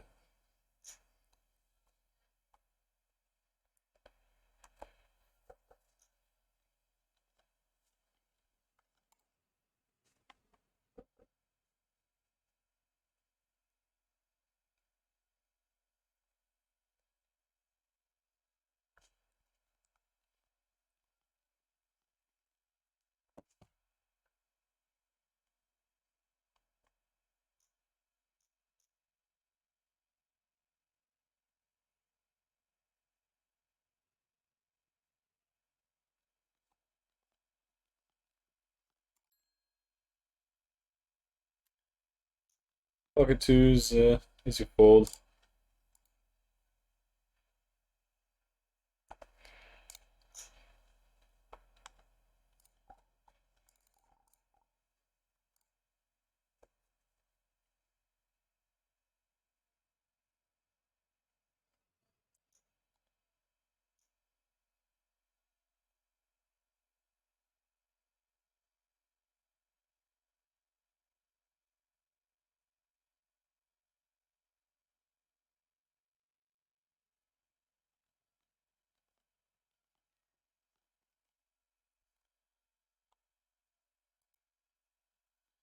Queen jack off, gonna be opening. Folds to me.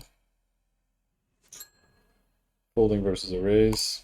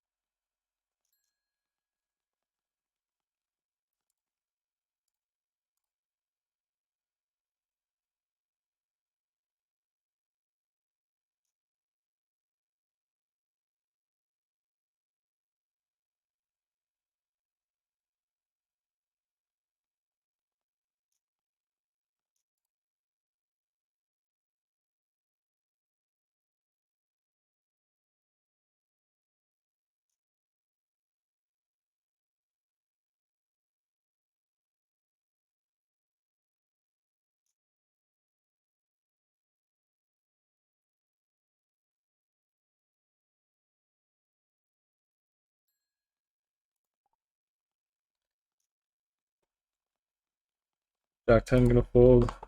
King 4 in this position gonna fold.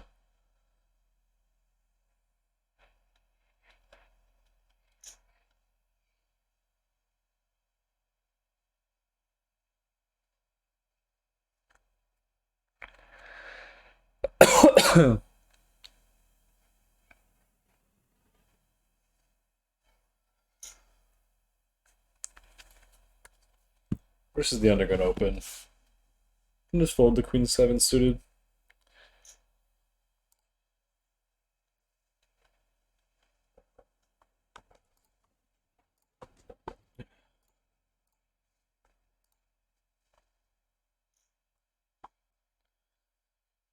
Play for another 15 minutes or so.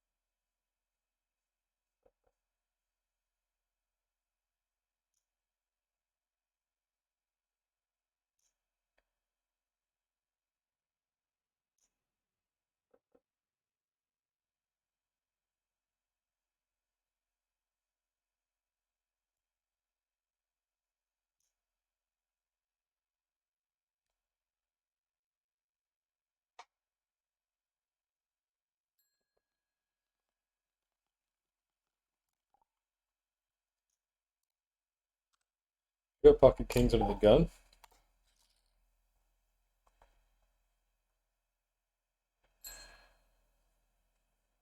Queen 7 suited, gonna fold. This guy's 3-betting pretty wide from what we've seen.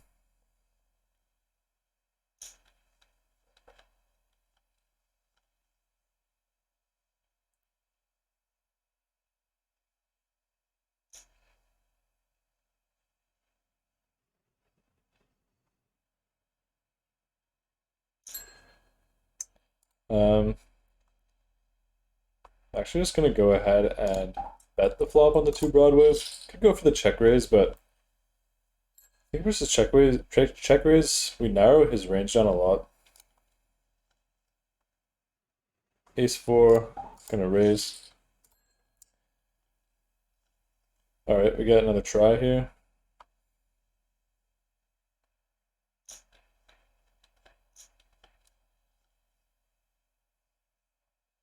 Here. I have a lot of big hands. 12. I'll go 175 here. Here. Easy raise.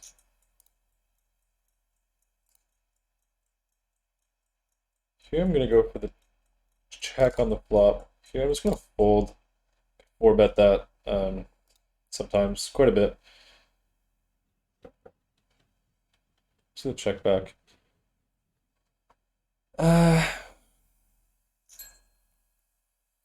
Pocket 3 is gonna fold. Here I'm gonna want to bet. Here I'm just all in. Good luck. I'm gonna bet like 150.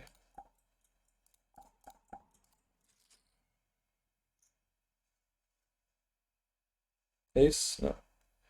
Don't find it. He wins.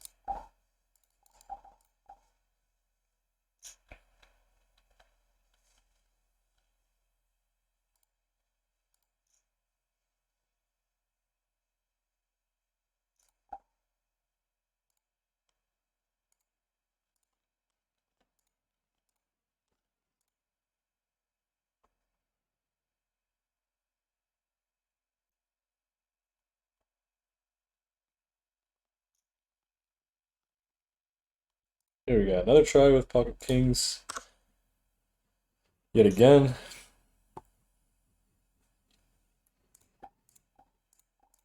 Gonna go for the 105. Here, just gonna go for the fold. It's a weird 3-bet sizing. Here we get pocket kings again. What is happening?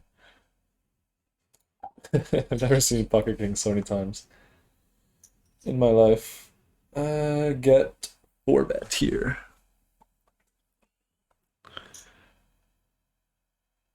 I think I'm just all in with this hand.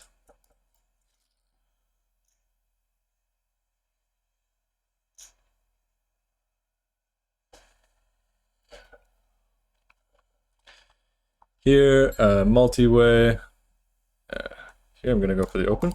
Here I would normally go for like a overbet. I think multi-way we can get away with a half pot.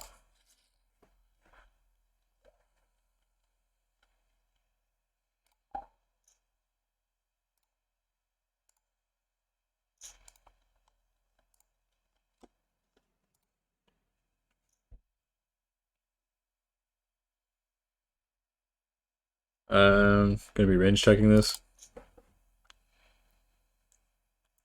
Easy check fold versus bet. Here we're gonna fold. He goes for this big sizing. I'm not too well studied in a single raise pot out of position. This shouldn't really be a thing anyway. I'm not sure if the big bet is good or not, but I'm gonna check fold.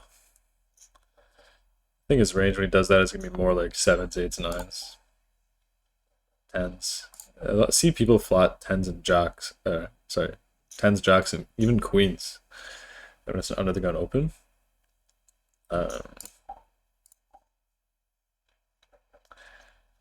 Ace jack anyway. Regardless, pretty easy fold.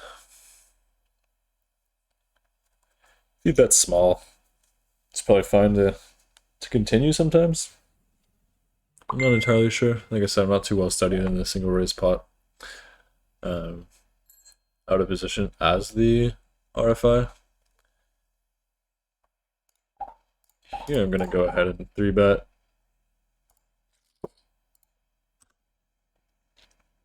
Here in the bomb pot with 0 equity, just gonna check when it checks to me. If it does, and I fold versus a bet.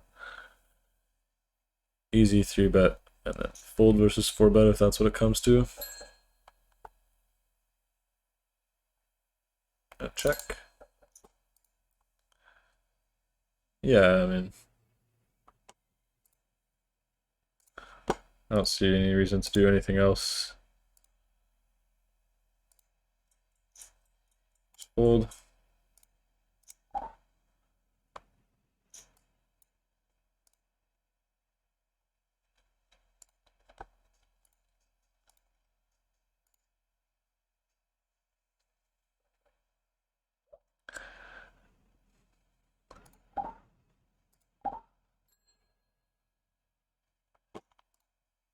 Here you're gonna be open the queen jack off.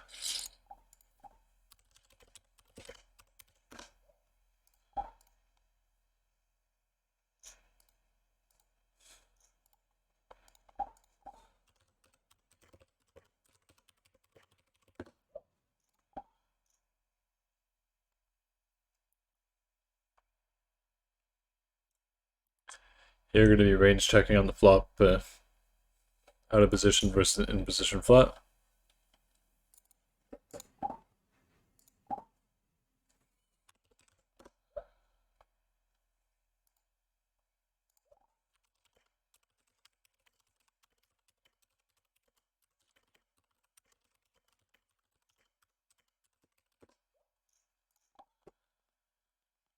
Here he bets really big, easy fold.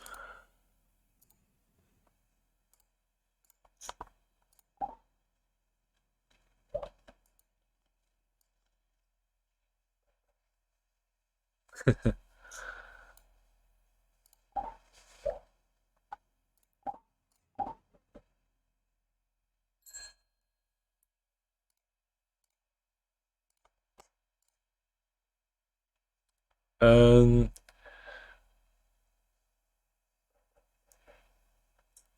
Here I'm just gonna fold. There's too many people that flat in position. They flat hands like king jack offsuit, ace jack offsuit, king queen offsuit, all these hands. So it actually makes opening queen jack offsuit, which is a mix in theory between raise and fold, it makes it pure fold, I believe. If it's a bunch of like tight regs, then mixing is good. If there's like a really punty player in the blinds, that probably makes it pure open. A6 off on the button, going for the raise.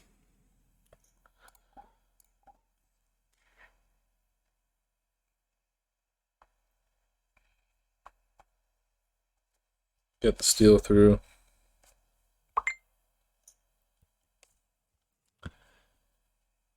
King 5 suited on the cutoff, gonna be raising if it folds to me. I would raise all the way down to like King 3 suited. So King 5, really clear raise. This is in position flat again. This guy likes to flat quite a bit, from what I've seen.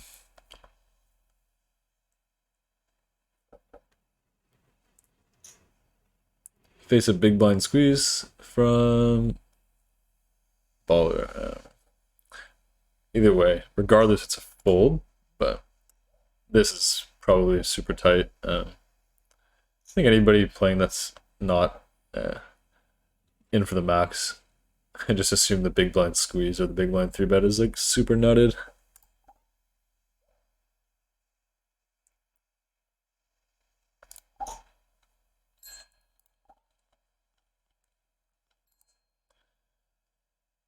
Queen 10 here. Gonna go for the raise with the Queen 10 as well as the pocket 9s.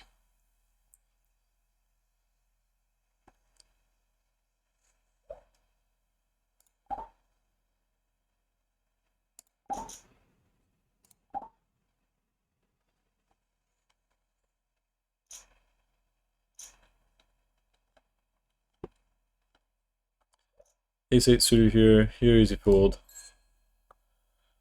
Ace-8 suited here, gonna open.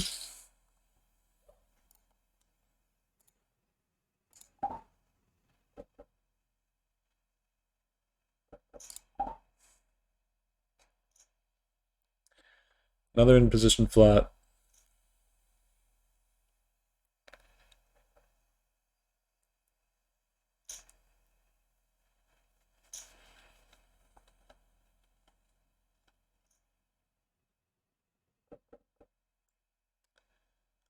Here I'm gonna be going for the check and then the check raise.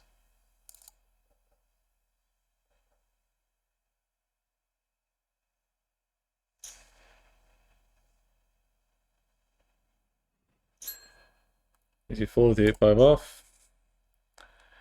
He's thinking. I think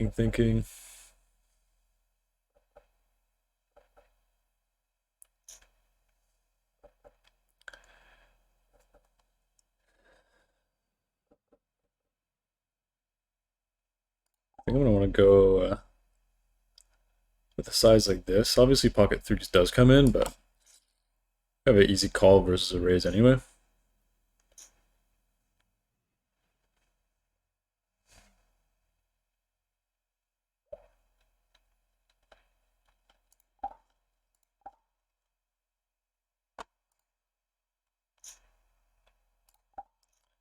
Get it through.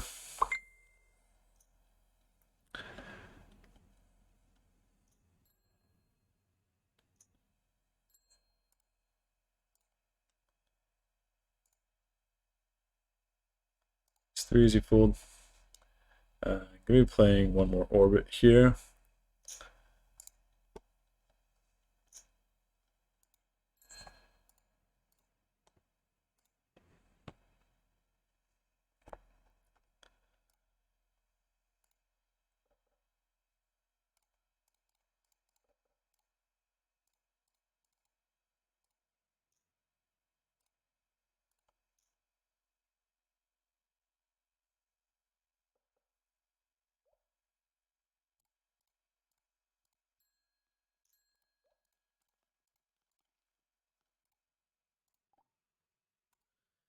Gonna fold. I'll play one last orbit here as well then. I guess I'll play one orbit on all the tables.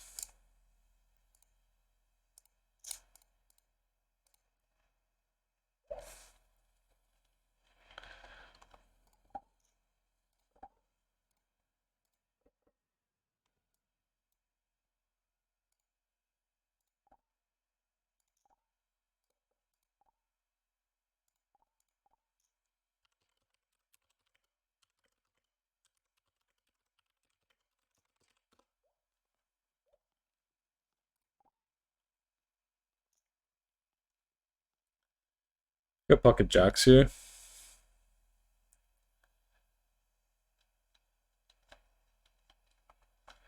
Show the 7 deuce.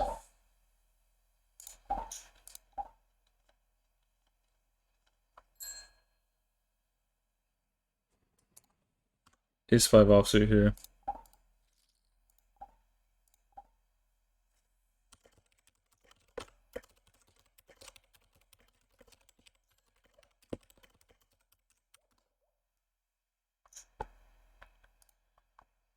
And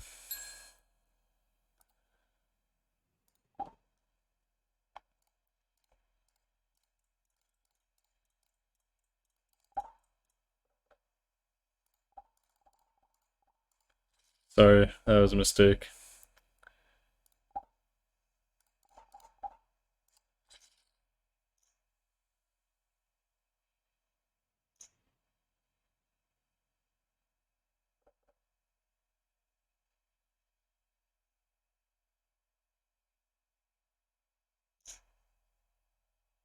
Yeah, clear cold 4-bet here.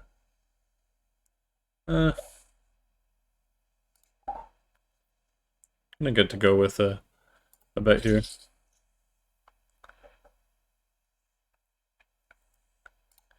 I get a range bet flop.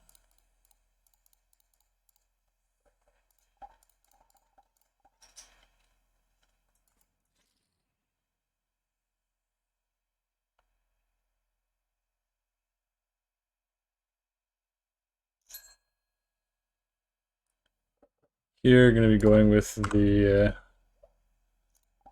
3-bet.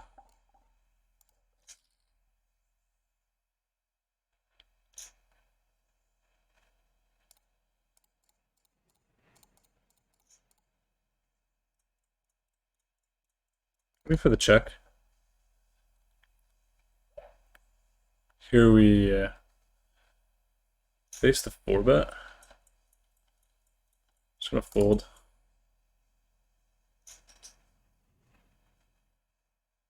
He goes for the 246.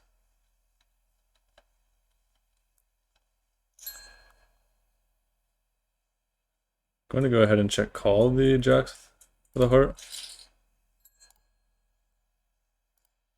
Hold that.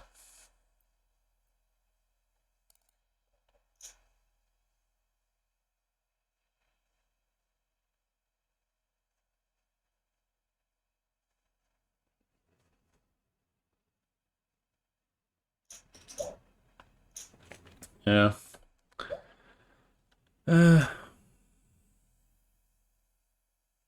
Bluffs are really hard to find. He's got this, so just check fold.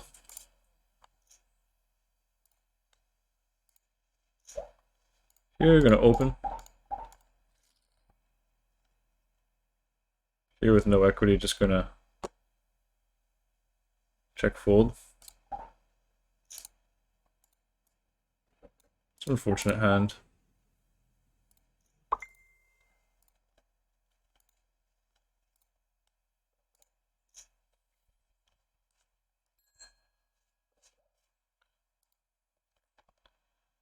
I guess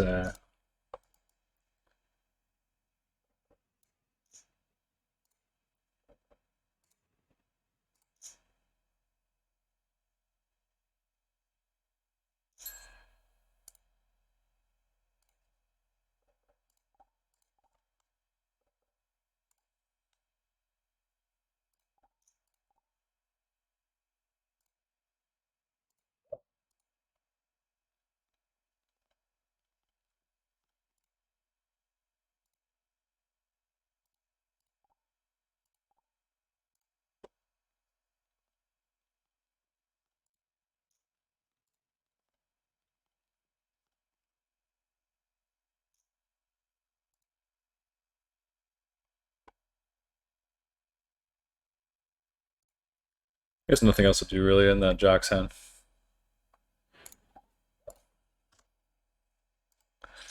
Gonna open the Queen 10 offsuit there.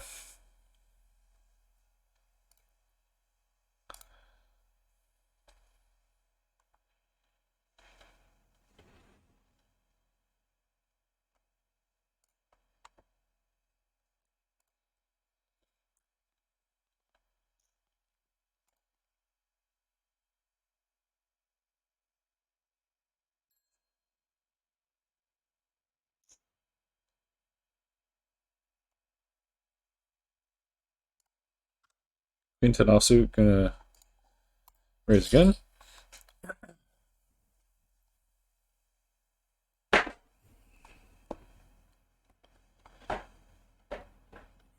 Queen 10 offsuit for the 3rd time in a row. Just fold it this time from the low jack.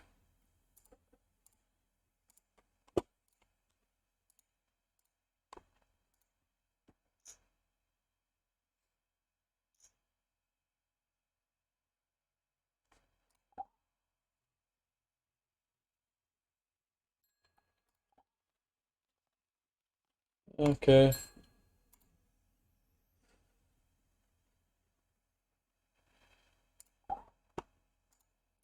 It's gonna do it for here.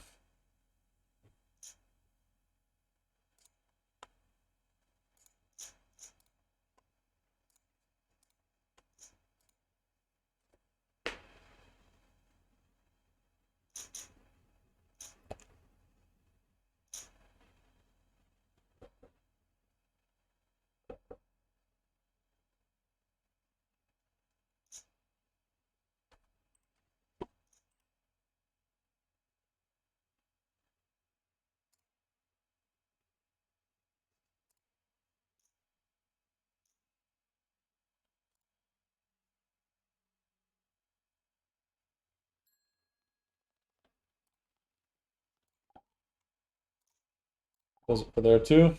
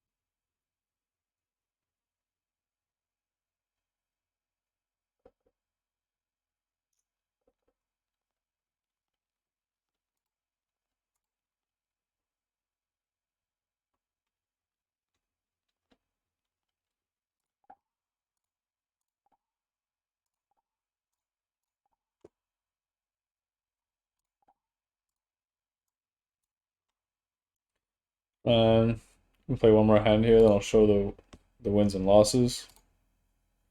I didn't play on that.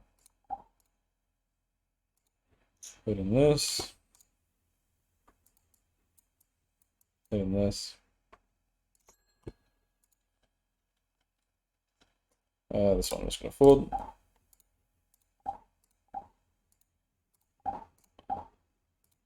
So that wraps up for today.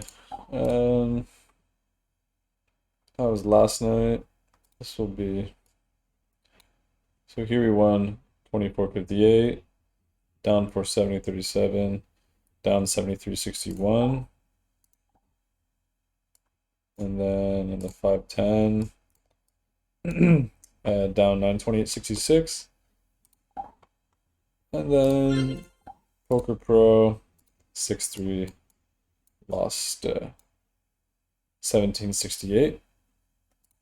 So let's do the calculations here off screen.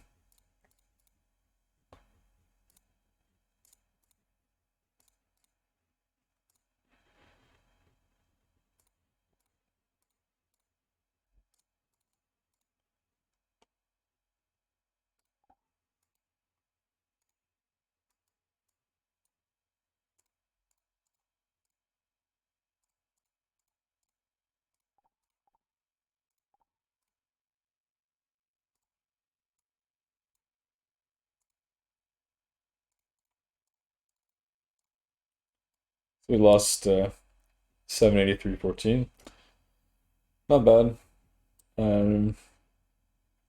Definitely made a few mistakes today. Gonna have some points for discussion for sure. I didn't feel like I played my absolute best. I definitely got lucky in a couple spots. I definitely misplayed a few hands, so it's unfortunate, but those kind of sessions make for pretty good review to hopefully try and avoid some of the same mistakes in the future. Yeah, so that wraps up for today. Thanks for watching.